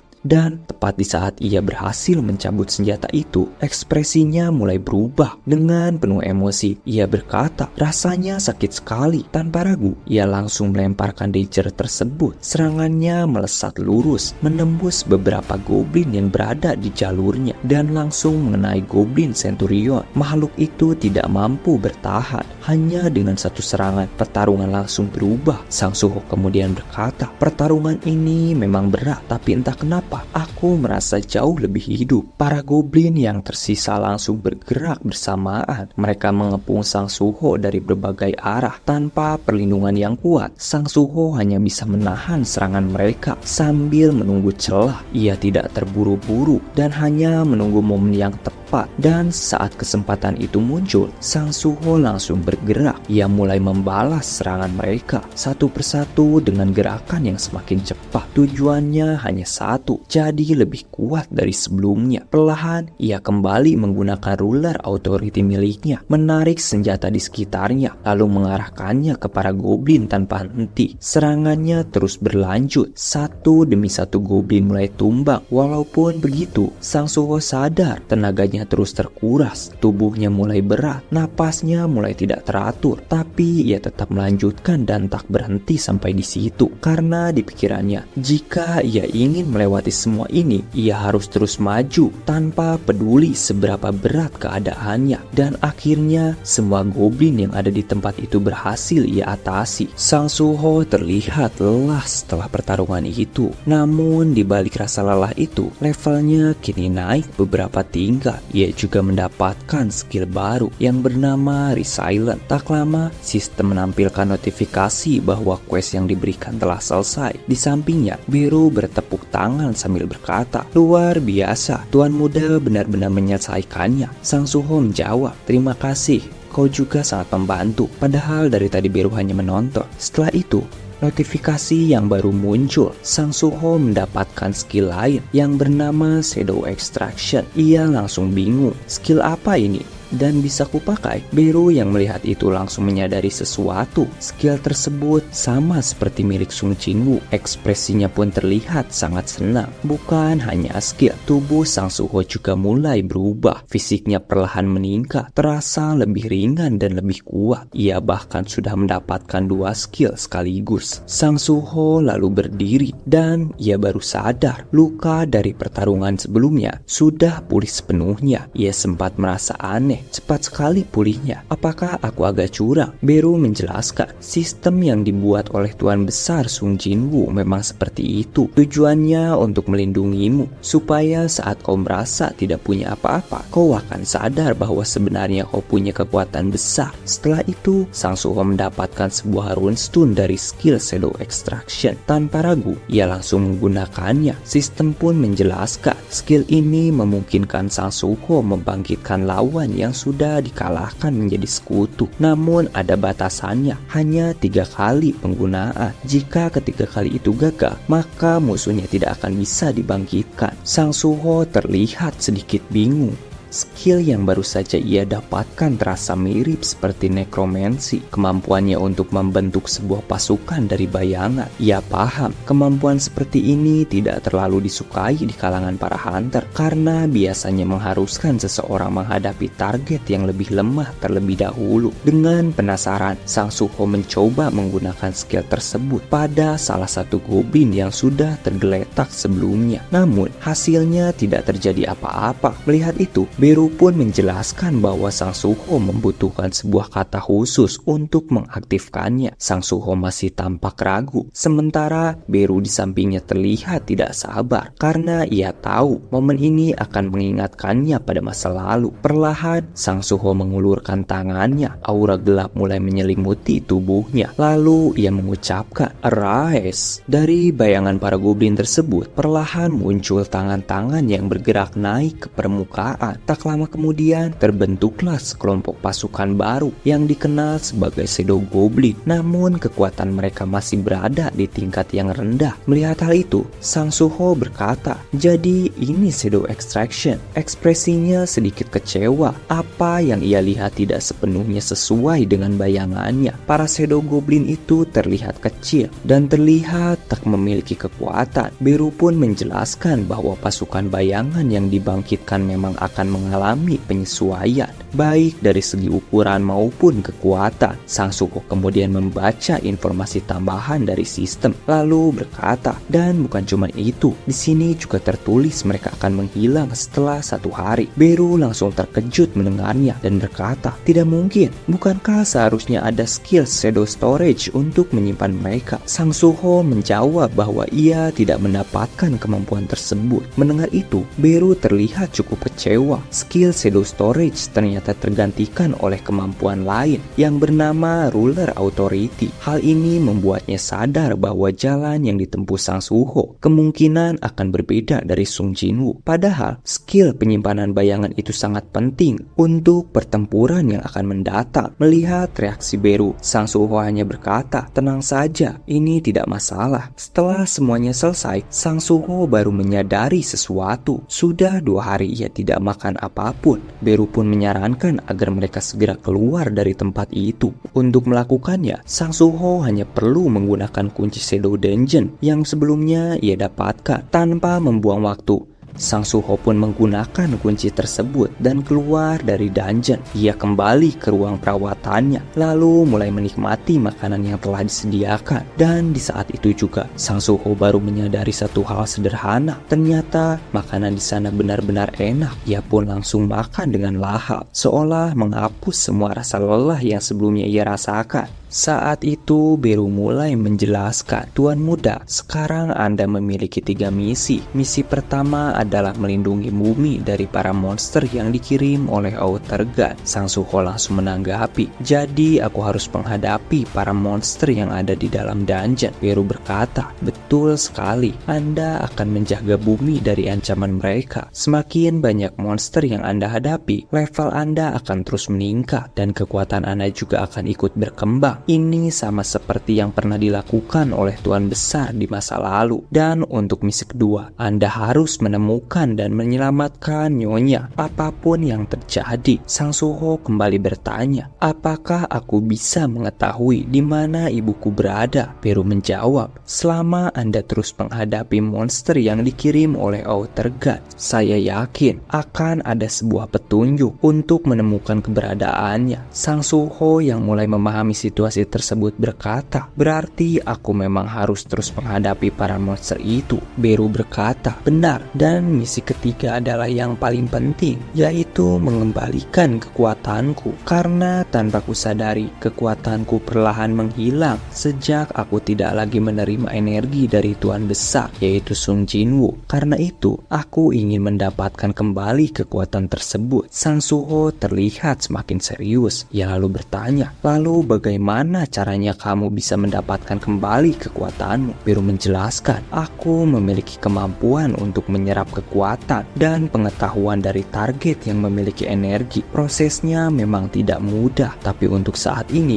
hanya itu satu-satunya cara yang bisa dilakukan. Setelah memahami semua penjelasan dari Beru, Sang Suho langsung bangkit dari tempat tidurnya. Tanpa ragu, ia mengajak Beru untuk segera masuk ke dalam dungeon. Namun Beru segera mengingatkannya, untuk bisa masuk ke dalam dungeon, seseorang harus memiliki lisensi hunter terlebih dahulu. Karena itu, ia menyarankan Sang Suho untuk mendaftarkan diri dan mengukur kekuatannya di kantor asosiasi hunter. Mendengar hal itu, Sang Suho langsung penasaran. Ia mulai membayangkan peringkat apa yang akan ia dapatkan. Apalagi dirinya adalah seorang awakener yang bisa terus berkembang. Tak lama setelah itu, Sang Suho pun pergi ke kantor asosiasi hunter untuk menjalani pengukuran kekuatan dan mendapatkan lisensi sebagai hunter. Setelah proses penilaian selesai, hasilnya pun keluar. Sang Suho memiliki 46 kekuatan magic. Itu berarti ia hanya masuk ke dalam hunter berperingkat E. Mendengar hasil tersebut, Sang Suho hanya terdiam. Rasa kecewa mulai muncul dari dalam dirinya. Tanpa banyak bicara, ia langsung meninggalkan kantor asosiasi hunter. Melihat hal itu, Beru mencoba menjelaskan dengan tenang. Ia mengatakan bahwa Sang Suho selama ini lebih fokus meningkatkan kekuatan fisiknya, sehingga wajar saja jika nilai magicnya terlihat rendah. Selain itu, kemampuan seseorang tidak sepenuhnya ditentukan dari jumlah kekuatan magic saja. Namun Sang Suho yang masih merasa kesal langsung menjawab, tidak perlu mencoba menenangkanku, itu justru membuat perasaanku semakin tidak nyaman. Kemampuanku masih di tahap awal dan sekarang peringkatku hanya E. Apa aku benar-benar bisa melindungi dunia dengan kemampuanku sendiri? Beru lalu menjelaskan bahwa Sang Suho sebenarnya bisa terus meningkatkan levelnya dan menjadi lebih kuat. Namun Sang Suho sudah mengetahui hal penting. Hunter dengan berperingkat E sangat jarang diajak dalam penaklukan dungeon. Artinya, ia akan kesulitan untuk mendapatkan kesempatan masuk ke dalam dungeon. Meski begitu, tak butuh waktu lama sampai Sang Suho menemukan sebuah cara. Dalam sebuah tim penaklukan dungeon, biasanya ada beberapa peran yang berbeda. Peran pertama yaitu para hunter yang bertugas menghadapi para monster. Peran kedua, tim pendukung yang membersihkan sisa-sisa setelah pertarungan selesai. Dan yang terakhir, seorang penambang yang bertugas mengambil kristal dari dalam dungeon. Dari situ, Sang Suho mulai mengambil keputusan. Ia mendaftarkan dirinya sebagai penambang kristal agar tetap bisa masuk ke dalam dungeon. Saat berada di dalam dungeon, Sang Suho mulai menjalankan pekerjaannya. Ia menambang kristal dengan serius. Setelah cukup lama bekerja, ia menghampiri seseorang dan mengucapkan terima kasih karena sudah mengajaknya bergabung dalam tim penambang. Orang itu adalah Taklim, seorang asisten dosen di kampus Sang Suho sebelumnya. Setelah itu, Sang Suho kembali melanjutkan pekerjaannya dengan semangat. Tak lama kemudian, Taklim memanggilnya. Sang Suho pun menoleh. Tiba-tiba, Taklim menundukkan kepalanya. Ia meminta maaf atas kejadian sebelumnya. Dengan suara pelan, ia mengakui bahwa saat insiden itu terjadi, sebenarnya ia adalah satu-satunya awakener yang ada di sana. Namun, ia tidak memiliki cukup keberanian untuk menghadapi situasi tersebut dan akhirnya memilih untuk pergi. Ia pun kembali meminta maaf karena merasa tidak bisa melakukan apapun pada saat itu. Sang Suho lalu meminta Taklim untuk mengangkat kepalanya. Ia mulai menjelaskan bahwa tidak seharusnya sesama hunter berperingkat E harus merendahkan diri karena kejadian tersebut. Ia juga memahami situasi yang dihadapi oleh Taklim saat itu. Menurutnya, Taklim hanya mengikuti arahan dari asosiasi hunter. Jika hunter berperingkat E bertemu dengan ancaman yang terlalu berbahaya, mereka memang diminta untuk mengutamakan keselamatan diri terlebih dahulu. Mendengar penjelasan itu, Taklim terlihat sangat terkejut.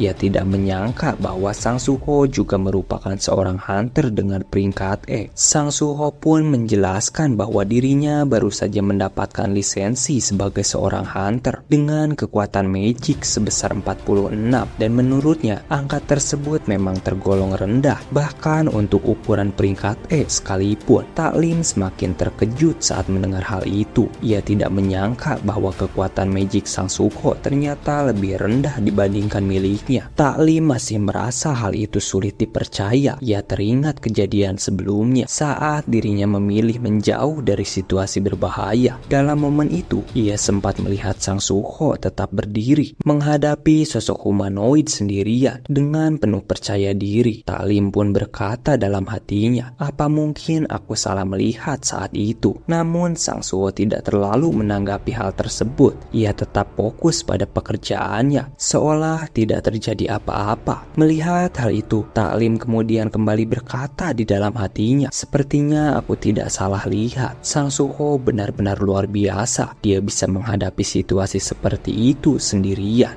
Tiba-tiba sebuah suara terdengar. Itu sudah pasti karena Tuan Muda memang sangat kuat. Suara itu ternyata berasal dari Beru yang baru saja muncul. Tak Lim langsung menoleh ke arah suara tersebut. Wajahnya terlihat bingung. Namun saat ia akhirnya melihat sosok Beru, ekspresinya langsung berubah. Tidak mungkin, itu seorang monster. Sang Suho pun menghentikan aktivitasnya. Ia lalu bertanya kepada Beru, kenapa kamu tiba-tiba keluar seperti itu? Beru menjelaskan bahwa saat ini Sang Suho masih belum cukup kuat. Karena itu ia akan selalu berada di sisi Sang Suho untuk menjaganya. Tak Lim yang masih merasa takut langsung bertanya, apakah Sang Suho adalah seorang hunter dengan kemampuan summoner? Sang Suho menjawab, kurang lebih seperti itu. Tak Lim kemudian mengatakan kalau Sang Suho sangat beruntung karena tidak semua hunter mendapatkan kemampuan khusus. Ia sendiri juga merasa beruntung karena memiliki skill untuk berlari dengan cepat. Mendengar itu, Sang Suho langsung berkata, pantas saja kamu sangat jago dalam melarikan diri. Tak Lim langsung terdiam. Wajahnya terlihat murung dan sedikit merasa tidak enak. Melihat reaksinya, Sang Suho segera berkata kalau dirinya hanya bercanda. Tak lama kemudian, Sang Suho menoleh ke arah lorong dungeon di depannya. Ia berdiri sambil memperhatikan, lalu mengatakan kalau ini adalah pertama kalinya ia berada di dalam dungeon biasa. Selain Shadow Dungeon yang sebelumnya ia masuki, rasa penasaran mulai muncul. Ia bertanya-tanya seperti apa para hunter menghadapi monster yang ada di dalam tempat tersebut. Adegan kemudian berpindah ke tempat para hunter berada. Di sana mereka mulai berbincang jika monster di area ini tidak memberikan hasil yang bagus. Tidak ada runestone sama sekali, dan bahkan kulit serigala pun nilainya tidak seberapa. Salah satu hunter mencoba menenangkan yang lainnya. Ia mengatakan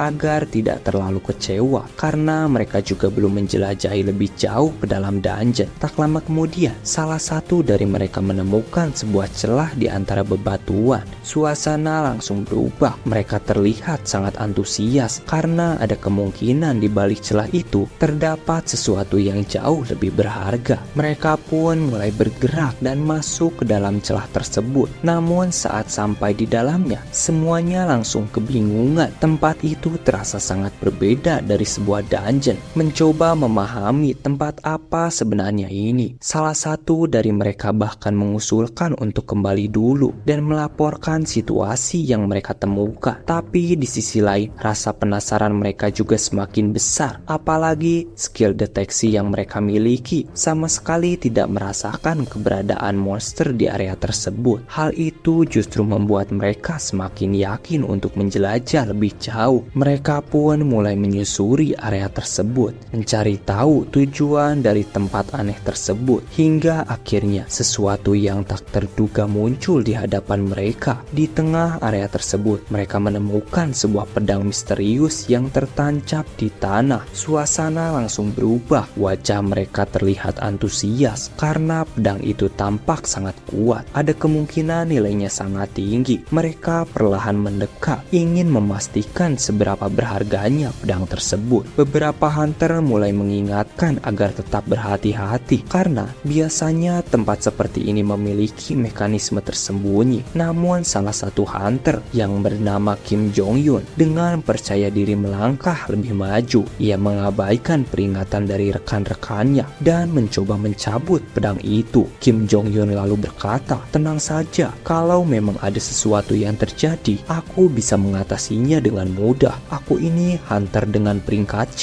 dan posisiku sebagai tanker. Ia pun mulai menggenggam pedang tersebut. Tiba-tiba, sebuah cahaya merah perlahan muncul dari pedang itu. Sesaat setelah itu, Kim Jong-un merasakan sesuatu yang tidak biasa. Suasana di sekitarnya langsung berubah, terasa jauh lebih berat dan menekan. Dalam sekejap, pemandangan di sekitarnya seperti ikut berubah. Di dalam pikirannya muncul bayangan taring tajam, disusul dengan banyak mata yang seolah menatap lurus ke arahnya. Namun, Kim Jong-un tetap melanjutkan tindakannya. Ia menarik pedang itu keluar dari tanah. Cahaya merah semakin jelas menyelimuti pedang tersebut, seolah menyimpan kekuatan yang sangat besar. Setelah berhasil mencabutnya, Kim Jong-un hanya berdiri tanpa berkata apapun. Salah satu rekannya yang mulai khawatir langsung bertanya, "Hei, kamu tidak apa-apa?" Namun Kim Jong-un menoleh, tatapannya berubah. Ia lalu berkata, "Berani sekali kamu." Suasana langsung menjadi tegang. Tanpa aba-aba, Kim Jong-un bergerak cepat ke arah rekannya. Dalam satu serangan, rekannya langsung tak bisa melanjutkan perlawanan. Semua yang melihat kejadian itu langsung terdiam. Mereka benar-benar tidak menyangka dengan apa yang terjadi. Kim Jong-un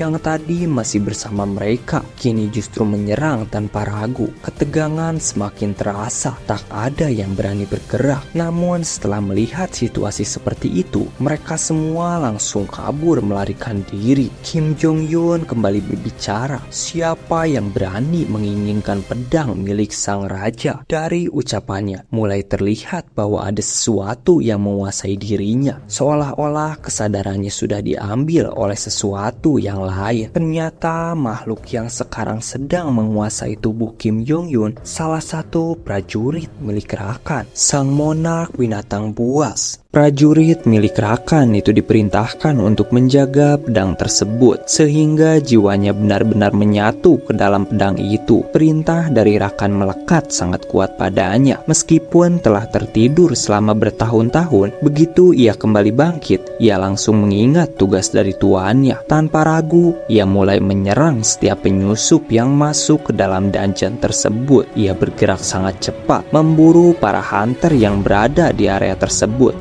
Satu persatu dari mereka mulai tak mampu untuk bertahan dan berjatuhan. Prajurit itu terus bergerak tanpa henti, menyerang dengan kekuatan penuh seolah tidak memberikan sedikit pun celah. Kekuatan milik Rakan yang mengalir dalam dirinya terasa sangat besar. Di sisi lain, para penambang sangat terkejut saat melihat para shadow goblin yang ikut menambang. Mereka saling kebingungan, mencoba untuk memahami apa yang sebenarnya makhluk itu lakukan. Begitu juga dengan Taklim, ia merasa terkejut saat melihat Sang Suho mampu memanggil 3 makhluk sekaligus. Karena yang ia tahu, seorang summoner biasanya hanya bisa memunculkan satu makhluk saja. Namun Sang Suho justru bisa memanggil 3 sekaligus, bahkan menjadi 4 jika Beru ikut dihitung. Hal tersebut membuat Taklim menyadari bahwa kekuatan Sang Suho memang sangat tidak normal. Sang Suho sendiri merasa senang walaupun para shadow goblin tidak terlalu kuat dalam bertarung. Mereka sangat membantu dalam menambang kristal sihir. Saat itu, Sang Suho baru menyadari bahwa skill shadow extraction ternyata sangat berguna karena bisa mempermudah pekerjaannya. Beru pun sedikit mengeluh karena menurutnya skill tersebut seharusnya tidak digunakan untuk hal seperti itu. Beru lalu kembali mengingatkan bahwa tujuan utama mereka bukan untuk menambang kristal. Namun Sang Suho segera menjelaskan bahwa hunter dengan peringkat E memang tidak diizinkan untuk masuk lebih dalam. Mereka hanya ditugaskan untuk menambang kristal sihir di area tersebut. Para penambang senior yang sebelumnya sudah beristirahat mulai kembali bekerja. Semangat mereka meningkat dan mereka pun bersiap untuk menunjukkan kemampuan terbaik sebagai seorang penambang. Setelah itu, Sang Suho mengingatkan Beru tentang misi ketiga, yaitu mengembalikan kekuatan Beru. Ia menjelaskan bahwa serpihan dari kristal sihir yang ada di sana sana masih mengandung sedikit mana. Beru yang mendengar penjelasan itu mulai merasa kurang nyaman, dan benar saja, Sang Suho kemudian memintanya untuk memanfaatkan serpihan kristal sihir yang terbuang. Sambil menunggu proses penambangan selesai, Beru pun mengikuti arahan tersebut. Namun sesaat setelah memanfaatkan serpihan kristal sihir itu, Beru langsung merasakan sesuatu. Ia kemudian berkata kepada Sang Suho bahwa dirinya merasakan aura seorang mona. Sang Suho langsung terkejut. Ia sempat mengira bahwa ayahnya berada di dekat sana. Namun Beru segera menjelaskan bahwa aura itu berasal dari monark lain. Jika monark tersebut adalah sekutunya, ada kemungkinan Beru bisa memulihkan kekuatannya. Belum sempat Beru menjelaskan lebih jauh, ia langsung mengenali aura yang baru saja muncul. Di sisi lain, para penambang yang berada di lorong depan mulai terlihat khawatir karena mereka mendengar suara yang tidak biasa. Dan benar saja, dari dalam kegelapan terlihat cahaya merah menyala. Apa yang mereka rasakan ternyata benar. Sekelompok serigala merah mulai bermunculan. Seluruh penambang yang berada di sana langsung panik. Sebagian dari mereka memilih untuk segera keluar dari dungeon tersebut. Namun ada satu penambang yang tak sempat pergi dan mencoba bertahan dengan alat yang ia pegang. Sayangnya, bagi makhluk itu, hal tersebut bukanlah sesuatu yang berarti. Dengan mudah, alat tersebut dihancurkan begitu saja. Melihat situasi itu, penambang tersebut semakin ketakutan. Ia tak bisa melakukan apapun dan langsung berteriak meminta bantuan, berharap ada seseorang yang datang menyelamatkannya. Secara mengejutkan, Sang Suho langsung bergerak cepat dan memberikan satu serangan ke arah monster serigala itu. Setelah itu, ia segera menyuruh penambang tersebut untuk keluar dari dungeon. Penambang itu pun mengucapkan terima kasih dan langsung berlari menjauh dari area tersebut. Sang Suho kemudian mengalihkan pandangannya ke arah para serigala di depannya. Ia memperhatikan warna yang muncul dari nama monster tersebut. Nama monster tersebut berwarna oranye, yang berarti tingkat kekuatannya kurang lebih sama seperti monster yang pernah ia hadapi sebelumnya, yang memiliki peringkat D. Melihat hal itu, Sang Suho merasa yakin bahwa ia bisa mengatasinya sendirian, sama seperti saat menghadapi monster humanoid sebelumnya. Namun kali ini Sang Suho sedikit ragu karena Taklim juga ikut bertarung. Ia kemudian meminta Taklim untuk segera pergi dari area tersebut. Namun Taklim menolak dan berkata bahwa kali ini ia ingin membantunya dan tak akan melarikan diri lagi. Sang Suho pun tersenyum lalu berkata bahwa Taklim bisa membantunya jika dirinya berada dalam situasi berbahaya. Setelah itu, ia memerintahkan ketiga Shadow Goblin miliknya untuk melindungi Taklim. Sang Suho kemudian membuka inventory-nya dan mengeluarkan sebuah dagger yang ia dapatkan saat melawan para goblin. Taklim yang melihat hal itu langsung merasa sangat terkejut.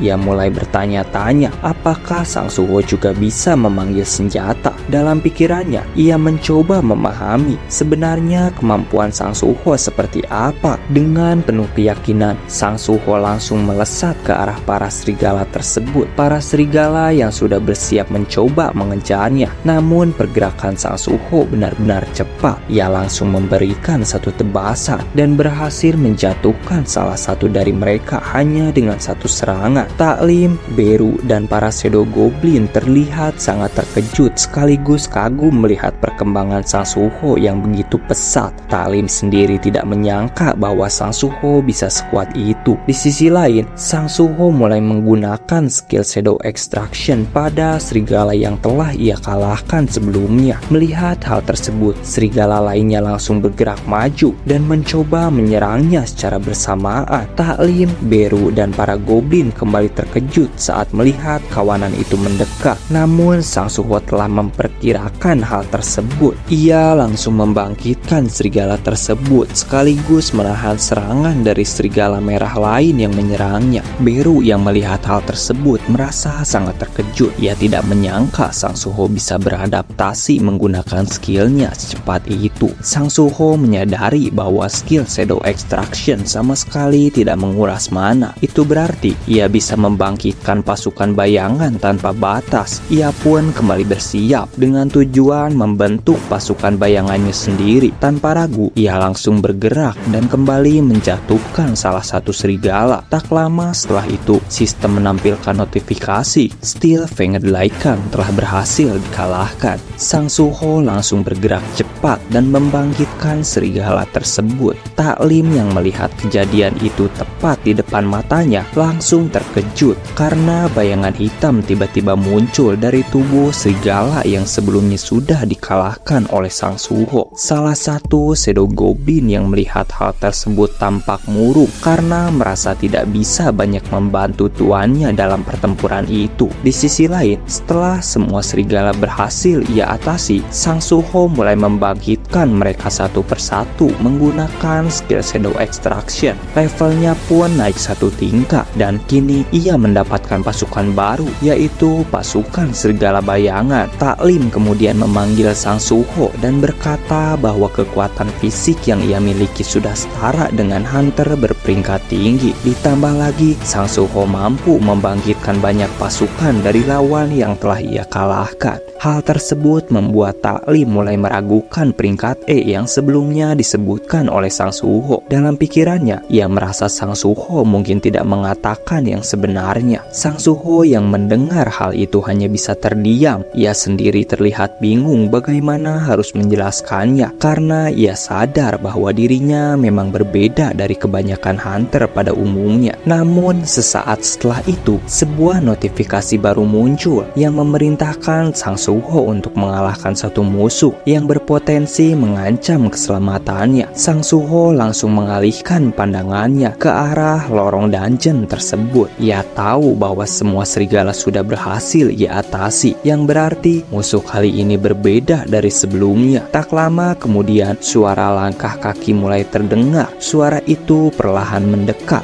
hingga akhirnya sosok tersebut mulai menampakkan diri. Taklim yang melihat hal itu langsung merasa kebingungan karena yang muncul dari dalam kegelapan itu bukanlah seekor monster, melainkan seorang hunter yang sebelumnya masuk ke dalam dungeon untuk menghadapi para makhluk di sana. Taklim mendekatinya lalu berkata, bagaimana bisa para monster masih ada yang tersisa, dan apakah ia tahu bahwa hal itu bisa membahayakan para penambang? Ia terus menanyakan apa sebenarnya yang terjadi. Sang Suho mencoba menghentikan Taklim, namun saat itu mata hunter tersebut mulai berubah. Tatapannya menjadi tajam seperti seekor hewan buas. Taklim yang melihat hal itu langsung terdiam. Tubuhnya terasa kaku, seolah tak bisa bergerak sama sekali. Dengan ekspresi yang menekan, hunter itu tiba-tiba melancarkan satu serangan ke arah Taklim. Namun beruntungnya, Sang Suho dengan cepat menarik Taklim dan berhasil menjauhkannya dari serangan tersebut. Sang Suho kemudian membawa Taklim menjauh ke tempat yang lebih aman. Saat melihat kekuatan hunter tersebut, ia langsung memanggil para Shadow Wolf miliknya. Para Shadow itu segera bergerak dan menahan hunter tersebut untuk beberapa saat. Kesempatan itu langsung dimanfaatkan oleh Sang Suho untuk membawa Taklim yang sudah tak sadarkan diri ke area yang lebih aman. Di tengah situasi itu, Sang Suho mulai bertanya dalam pikirannya, sejak kapan seorang hunter bisa berubah menjadi ancaman seperti ini? Ia kemudian menyadari bahwa warna nama hunter tersebut berwarna merah. Itu berarti tingkat kekuatannya berada di atas dirinya. Sang Suho pun semakin yakin karena ia sudah merasakan tekanan kekuatan itu sebelumnya. Setelah berhasil membawa Taklim ke tempat yang lebih aman, Sang Suho kembali memastikan sesuatu. Ia bertanya kepada Beru. Ia ingin tahu apakah sosok itu benar-benar seorang monark seperti ayahnya. Beru kemudian menjelaskan bahwa sosok tersebut bukanlah monark seperti ayah Sang Suho, namun ia memiliki sebagian kekuatan monark dan kemungkinan besar merupakan prajurit dari monark lain. Beru pun menyarankan agar Sang Suho segera pergi karena kekuatannya saat ini masih belum cukup untuk menghadapinya. Namun Sang Suho justru membuka inventory miliknya lalu berkata bahwa itu adalah hal yang bagus. Beru yang melihat hal itu langsung terkejut. Ia tidak menyangka dengan keputusan yang diambil oleh Sang Suho. Sang Suho kemudian mengeluarkan seluruh senjata yang ada di dalam inventory miliknya. Ia menyadari bahwa sistem telah memberinya sebuah quest untuk terus berkembang. Ia pun yakin bahwa dirinya bisa menyelesaikan quest tersebut dan memilih untuk menjadi lebih kuat secepat mungkin. Di sisi lain, para Shadow Wolf yang berusaha menahan hunter tersebut mulai tak mampu untuk bertahan. Kekuatan yang dimiliki oleh salah satu prajurit milik Rakan benar-benar berada di tingkat yang berbeda. Ia dengan mudah mengalahkan para Shadow Wolf milik Sang Suho dalam waktu singkat, lalu langsung bergerak menuju tempat Sang Suho berada. Beruntung pada saat itu Sang Suho sudah selesai mempersiapkan segalanya. Ia berdiri dengan tenang dan bertekad untuk menghadapi pertarungan itu sepenuhnya. Beru yang melihat tekad tersebut merasa sangat kagum. Walaupun Sang Suho dihadapkan pada situasi yang sulit, ia tak memilih untuk pergi. Meskipun kekuatannya belum sepenuhnya berkembang, ia tetap bersiap untuk menghadapi lawannya. Beru kemudian mencoba membantunya dengan menjelaskan bahwa sumber kekuatan monark dari hunter tersebut berada pada pedangnya. Itu berarti jika pedang tersebut berhasil dipisahkan dari genggamannya, kekuatannya akan benar-benar hilang. Perlahan, hunter itu mulai melangkah maju dengan pedang di tangan kanannya. Namun tiba-tiba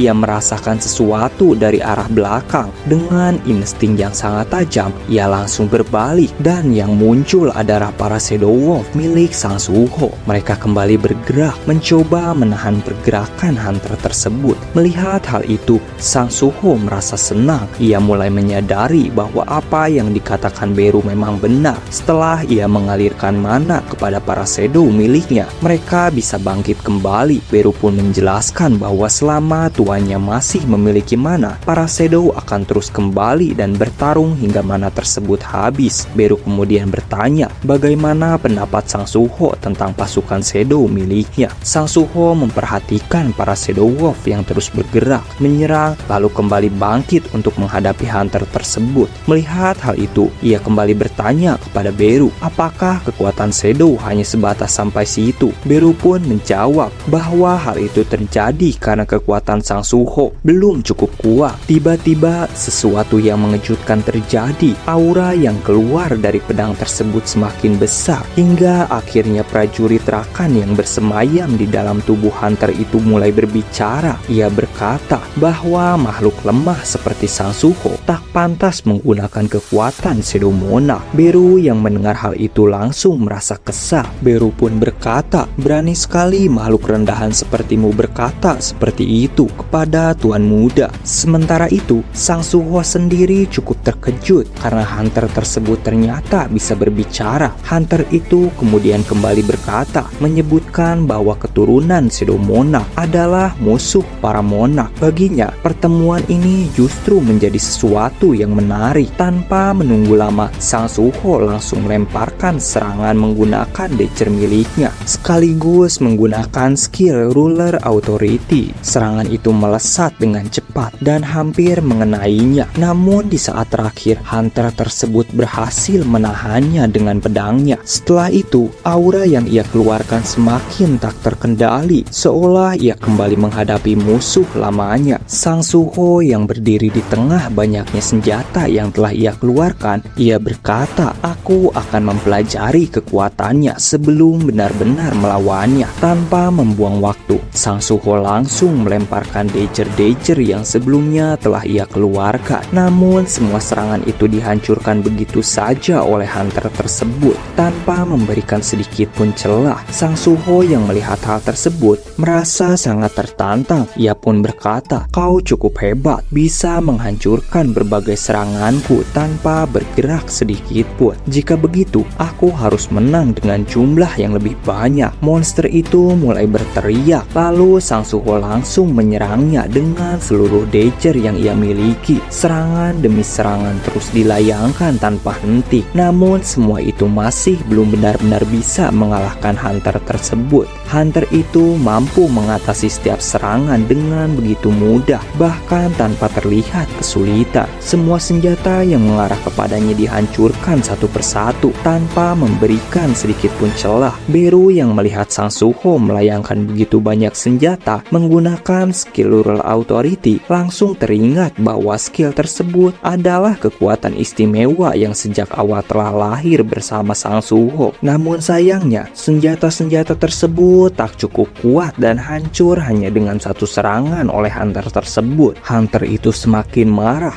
dan langsung menerjang ke arah Sang Suho. Sang Suho yang terkejut dengan serangan mendadak itu segera bersiap menahan serangan yang akan datang. Namun lagi-lagi dagger yang Sang Suho gunakan dihancurkan begitu saja dengan mudah hanya dengan satu serangan. Hunter tersebut kemudian kembali menerjang Sang Suho dengan pedangnya. Sang Suho mulai berpikir jika terus seperti ini ia tidak akan memiliki kesempatan untuk melawan balik. Akhirnya Sang Suho memilih untuk terus menghindari setiap serangan yang akan datang, bergerak tanpa henti sambil berpikir apa yang harus ia lakukan dalam situasi ini. Sang Suho lalu mengingat kejadian di masa lalu. Ia sadar jika pertempuran ini berlangsung lebih lama, kemungkinan besar musuhnya akan menemukan celah dan mengakhiri pertarungan tersebut. Hunter itu kemudian berkata, "Apakah kau akan terus kabur seperti itu? Dasar pengecut, kau sama seperti Shadow Monarch yang terus kabur dan berlindung di balik pasukan bayangan." Mendengar hal tersebut, Sang Suho terlihat kesal. Ia pun membuang dagger yang ia pegang. Akan tetapi, walaupun Sang Suho merasa marah, ia masih merasa ragu karena dirinya tak yakin mampu mengalahkan lawan yang ada di hadapannya. Sambil terus menghindari setiap serangan, Sang Suho berkata, "Jika saja aku lebih kuat,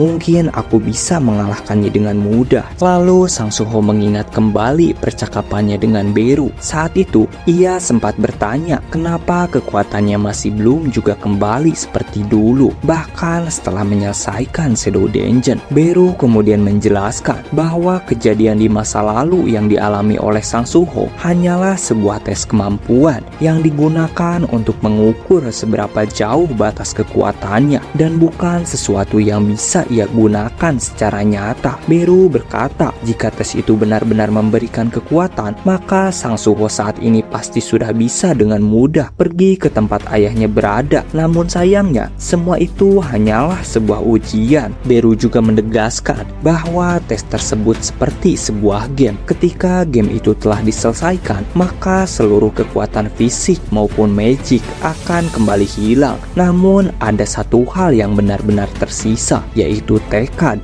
dan semangat untuk terus bertarung. Sang Suho lalu berkata, "Aku masih mengingat semangat itu. Aku bertarung dengan tinjuku. Andai saja aku memiliki gantel yang dulu aku gunakan saat menyelesaikan tes tersebut, kemungkinan pertempuran ini tidak akan menjadi sesulit ini." Sesaat setelah itu, ia mengingat bahwa para shadow miliknya tak memiliki wujud sejati. Mereka hanyalah bayangan yang mengikuti wujud sebelumnya sebelum dibangkitkan. Beru yang mendengar hal tersebut sedikit bingung dengan apa yang Sang Suho katakan. Sang Suho kemudian kembali memanggil para shadow wolf miliknya. Melihat hal itu, hunter tersebut langsung terlihat kesal. Ia berkata, "Makhluk itu lagi. Padahal kau sudah tahu bahwa serangan mereka tak akan pernah bisa menyentuhku." Tanpa menunggu lama, ia langsung melesat ke arah Sang Suho sambil berkata, "Aku akan mengakhiri pertempuran ini dengan cepat." Namun yang mengejutkan, kedua shadow wolf yang hendak menghentikan serangan dari hunter tersebut tiba-tiba tertarik oleh sesuatu. Ternyata Sang Suho menyerap mereka ke dalam kedua lengannya. Melihat pertahanan Sang Suho yang benar-benar terbuka lebar, hunter itu langsung melepaskan satu tebasan yang sangat kuat ke arahnya. Ia bahkan sempat tersenyum karena mengira pertempuran ini telah benar-benar berakhir. Namun yang terjadi justru sebaliknya. Serangan itu tiba-tiba tertahan oleh sesuatu. Pedang tersebut tak benar-benar berhasil mengenai Sang Suho, seolah-olah ada kekuatan yang menahannya. Ternyata Sang Suho mengubah kedua shadow wolf miliknya menjadi sebuah gantal bernama Steel Fanged Lycan. Dengan gantal itu, ia berhasil menangan serangan dari hunter tersebut secara langsung.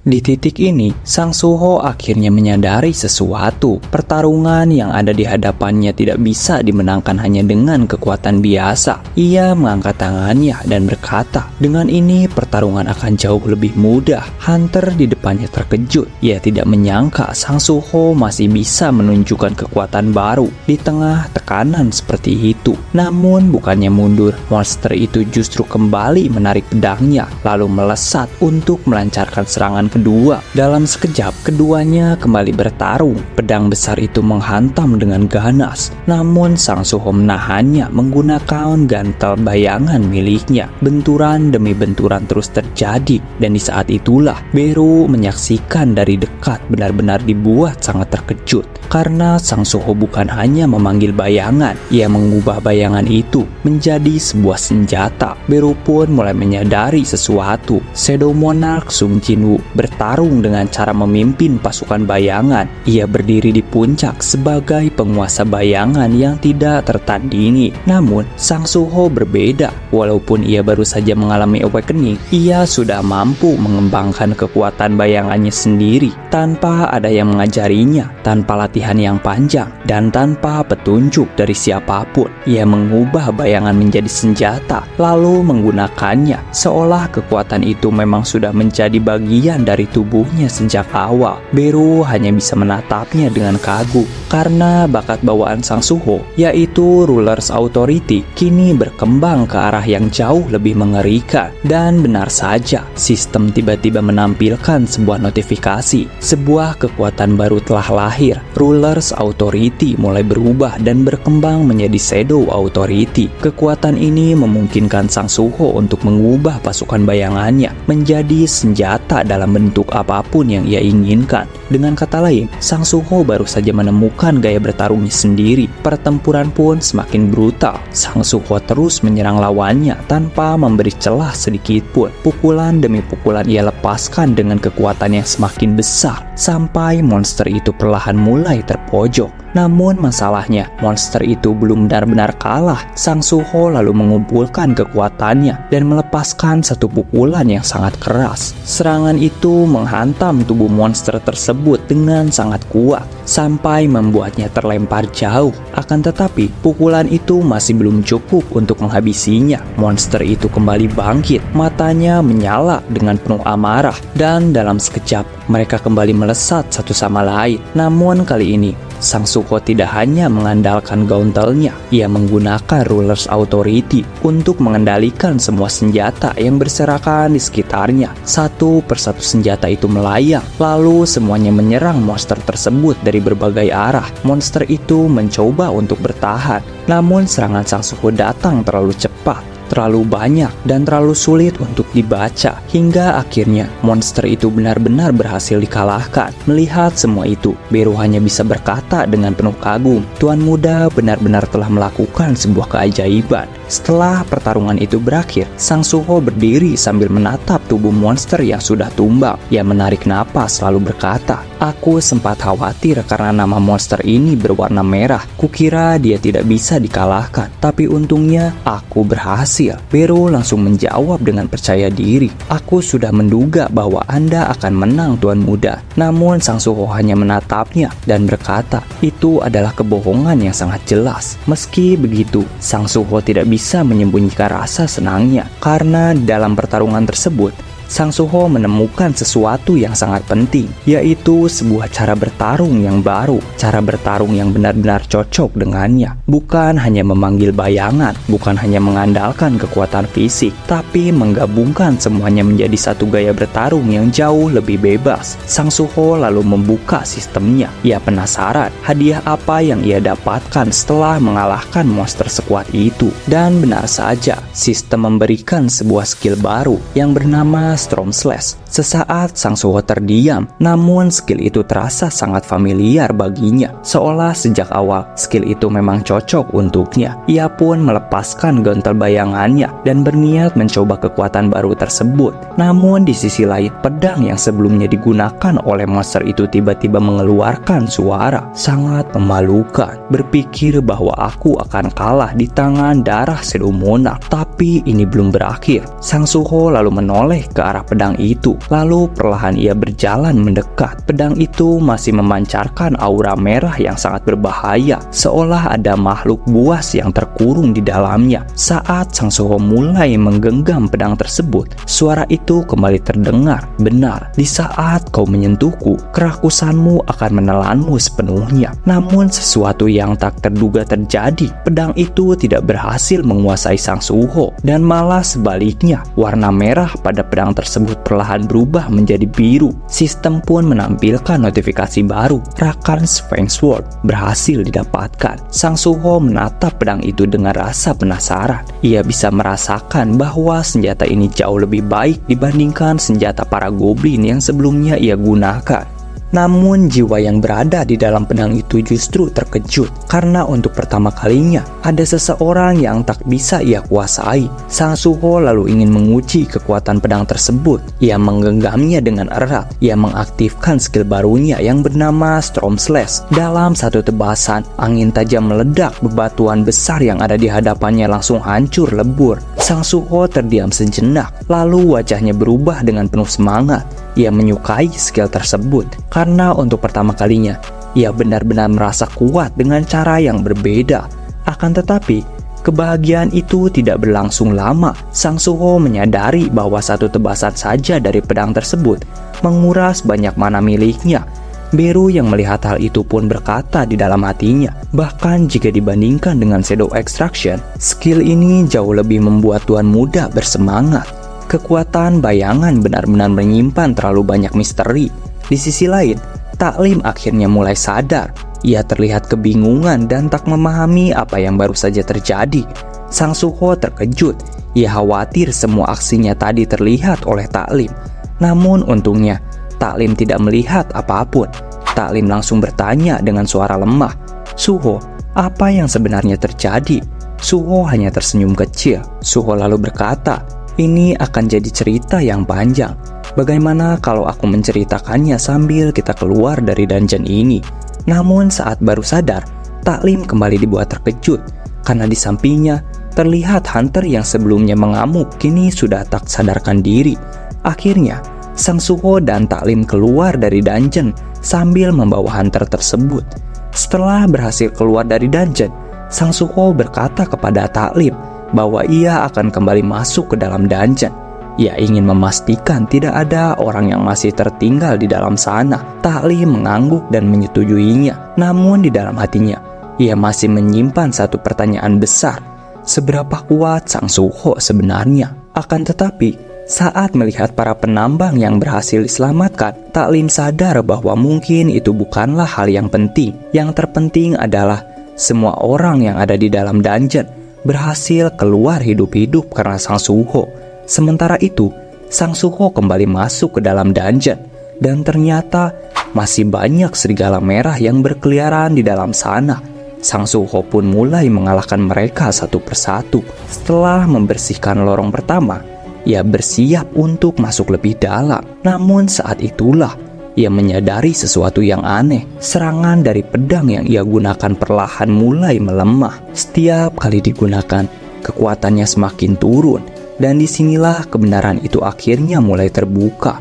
Ternyata yang bersemayam di dalam pedang tersebut bukan hanya prajurit biasa, bukan pula bawahan Rakan, melainkan jiwa Rakan itu sendiri. Rakan lalu berkata dengan penuh kebencian, "Apa kau pikir aku akan bekerja sama dengan Shadow Monarch sepertimu?" Sistem pun menampilkan notifikasi. Pedang ini memiliki kemampuan untuk menguasai pengguna yang memiliki status lebih rendah. Beru yang mendengar itu langsung marah. Kekuatan untuk menguasai yang lemah sangat memalukan. Namun Rakan justru menjawab, "Memalukan? Memangnya siapa yang mau melawan musuh yang lebih kuat darinya?" Beru tak tinggal diam. Beru kembali menjawab, "Tuan muda memang hebat. Ia mampu mengalahkan musuh yang lebih kuat darinya." Sang Suho hanya menghela napas. Situasinya benar-benar kacau. Karena jika sebelumnya Beru berbicara dengan serangga, sekarang Beru berbicara dengan sebuah senjata. Singkat cerita, Sang Suho terus masuk lebih dalam ke dalam dungeon hingga akhirnya ia tiba di tempat pedang itu pertama kali ditemukan. Namun pemandangan yang ia lihat di sana membuat suasana berubah menjadi gelap. Beberapa hunter yang sebelumnya ditugaskan untuk melawan monster telah tergeletak tak bernyawa. Beru langsung menyadari bahwa mereka semua sudah mati. Rakan lalu berkata, "Sudah menjadi misiku untuk menghabisi mereka semua demi menjaga tempat ini." Mendengar ucapan itu, Sang Suho langsung marah. Ia menusuk pedang tersebut ke tanah dengan sangat keras. Diamlah. Di saat yang sama, sistem menampilkan informasi baru. Para hunter yang telah gugur itu bisa dibangkitkan menggunakan shadow extraction. Sang Suho langsung terdiam. Ia lalu bertanya kepada Beru. Ternyata shadow extraction bisa digunakan kepada manusia. Beru menjawab, "Benar sekali, shadow extraction bisa digunakan kepada makhluk apapun yang sudah dikalahkan." Sang Suho perlahan mengulurkan tangannya ke arah para hunter yang telah gugur. Untuk sesaat, semuanya terasa hening. Ia bisa saja membangkitkan mereka. Ia bisa saja menambah kekuatannya. Ia juga bisa menjadikan mereka bagian dari pasukan bayangan. Namun setelah beberapa saat, Sang Suho menurunkan lengannya. Ia memilih membawa tubuh para hunter itu keluar dari dungeon. Beru lalu bertanya, "Apakah Anda tidak ingin membangkitkan mereka semua?" Sang Suho menjawab, "Tidak. Membuat mereka kembali bertarung setelah kelelahan yang mereka alami, itu hanya akan menjadi hukuman bagi mereka." Mendengar hal itu, Beru hanya bisa terdiam. Jiwa Rakan yang berada di dalam pedang itu pun ikut terdiam. Karena untuk pertama kalinya, mereka melihat sisi lain dari Sang Suho. Ia bukan hanya mencari kekuatan, ia juga memiliki batas yang tidak ingin ia lewati. Setelah menempatkan para hunter yang gugur di lorong pertama dungeon, Sang Suho kembali menuju ke tempat pedang Rakan berada. Dalam perjalanan, ia bertanya kepada Beru, "Beru, kau bilang tempat ini adalah tempat seorang monark?" Beru menjawab, "Benar, Tuan Muda." Sang Suho kembali bertanya, "Ayahku juga seorang monark. Kalau begitu, kenapa para monark saling memburu satu sama lain? Apa ini ada hubungannya dengan Itarim?" Beru lalu mulai menjelaskan, "Singkatnya seperti ini, Tuan Muda. Saat ini, Itarim adalah musuh terbesar. Namun sebelum Itarim, musuh terbesar dunia adalah para monark. Para monark terdiri dari 9 orang, termasuk ayah Anda. Tuan Besar Sung Jinwoo adalah Shadow Monarch, Raja Kematian. Selain itu, ada Beast Monarch, Queen of Insects, Iron Body Monarch, White Flame Monarch, Giant Monarch, Force Monarch, Transformation Monarch, dan yang terakhir, Monarch of Destruction, Raja para Naga. Mereka semua memiliki kekuatan yang sangat luar biasa. Namun saat mereka mencoba menghancurkan bumi, semuanya berhasil dikalahkan oleh tangan ayah Anda, yaitu Sung Jinwoo." Sang Suho langsung terkejut. "Apa? Ayah mengalahkan mereka semua?" Saat itulah pedang yang berisi jiwa Rakan kembali berbicara. "Benar, Shadow Monarch telah mengalahkan masterku Beast Monarch. Jika saja aku memiliki wadah yang lebih kuat, aku mungkin sudah melemparkanmu ke kerumunan serigala merah yang kelaparan." Namun Sang Suho tak terpancing begitu saja. Ia justru berkata, "Kau bicara seolah aku tidak mengerti perasaanmu. Ayahku melawan pasukan monark sepertimu untuk melindungi dunia, sedangkan kau melawan para hunter untuk melindungi tempat ini. Lalu apa bedanya? Karena kalian berdua hanya melindungi sesuatu yang kalian anggap penting, bukan?" Rakan terdiam. "Ada satu hal yang sangat menggangguku. Kenapa hanya karena aku keturunan Shadow Monarch, kalian menaruh dendam padaku yang bahkan tak tahu apa-apa? Jika melindungi tempat ini adalah tugasmu, maka apa yang salah dengan ayahku yang melindungi tempatnya?" Rakan langsung menjawab, "Apa kau bilang?" Namun Sang Suho menatapnya dengan serius dan berkata, "Aku ingin bertemu lagi dengan ayah dan ibuku. Mereka menghilang karena outer guard, dan untuk bisa menemukan mereka, aku harus menjadi lebih kuat. Aku tidak peduli apa yang harus terjadi. Aku akan terus mencari kekuatan dengan cara apapun. Musuh terbesar kita sekarang adalah Itarim. Jika Itarim menghancurkan dunia ini, tempat yang kau lindungi juga akan ikut hancur. Jadi kalau kau tidak ingin tempat ini musnah, bekerja samalah denganku. Kita kalahkan mereka bersama." Untuk pertama kalinya, Rakan merasakan sesuatu yang belum pernah ia rasakan sebelumnya.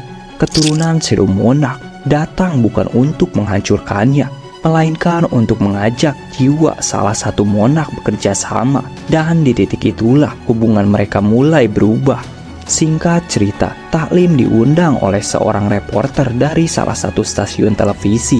Reporter itu ingin mengetahui apa yang sebenarnya terjadi di dalam dungeon kemarin. Karena insiden itu menelan banyak korban, Taklim pun berkata bahwa ia akan menceritakan semuanya. Taklim sudah mengambil keputusan. Ini adalah kesempatan emas untuk membalas kebaikan Sang Suho. Menurutnya, Sang Suho pantas mendapatkan pengakuan. Walaupun ia hanya seorang hunter dengan peringkat E. Pada malam harinya, berbagai berita mulai bermunculan. Internet langsung ramai. Semua orang membicarakan seorang hunter dengan peringkat E yang menyelamatkan banyak hunter lain di dalam dungeon seorang diri. Berita itu mengatakan seorang hunter dengan rank E yang bertarung melawan Magic Beast. Seorang hunter rank E yang mengevakuasi tim penggali, membawa hunter yang terluka dan menyelamatkan banyak nyawa. Bagi orang-orang biasa, berita itu terdengar mustahil. Namun bagi mereka yang berada di sana, Sang Suho memang telah melakukan sesuatu yang mustahil. Di sisi lain, di sebuah guild bernama Black Tortoise, para anggota bagian manajemen sedang mempersiapkan hunter dan perlengkapan untuk raid yang akan datang. Namun mereka masih memiliki satu masalah. Mereka kekurangan satu hunter untuk memulai raid. Awalnya mereka berencana mengambil salah satu hunter dengan peringkat E.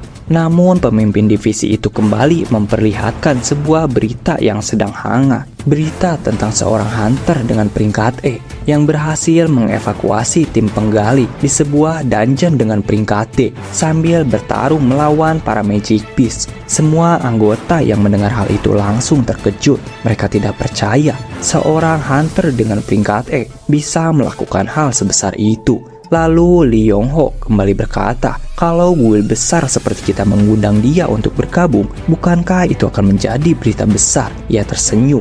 Seorang hunter dengan peringkat E yang terus naik, aku akan menemuinya secepat mungkin. Dan tanpa Sang Suho sadari, pertarungan di dungeon itu bukan hanya membuatnya menjadi lebih kuat, pertarungan itu juga mulai membuka jalan baru. Jalan yang akan membuat namanya perlahan dikenal oleh dunia hunter.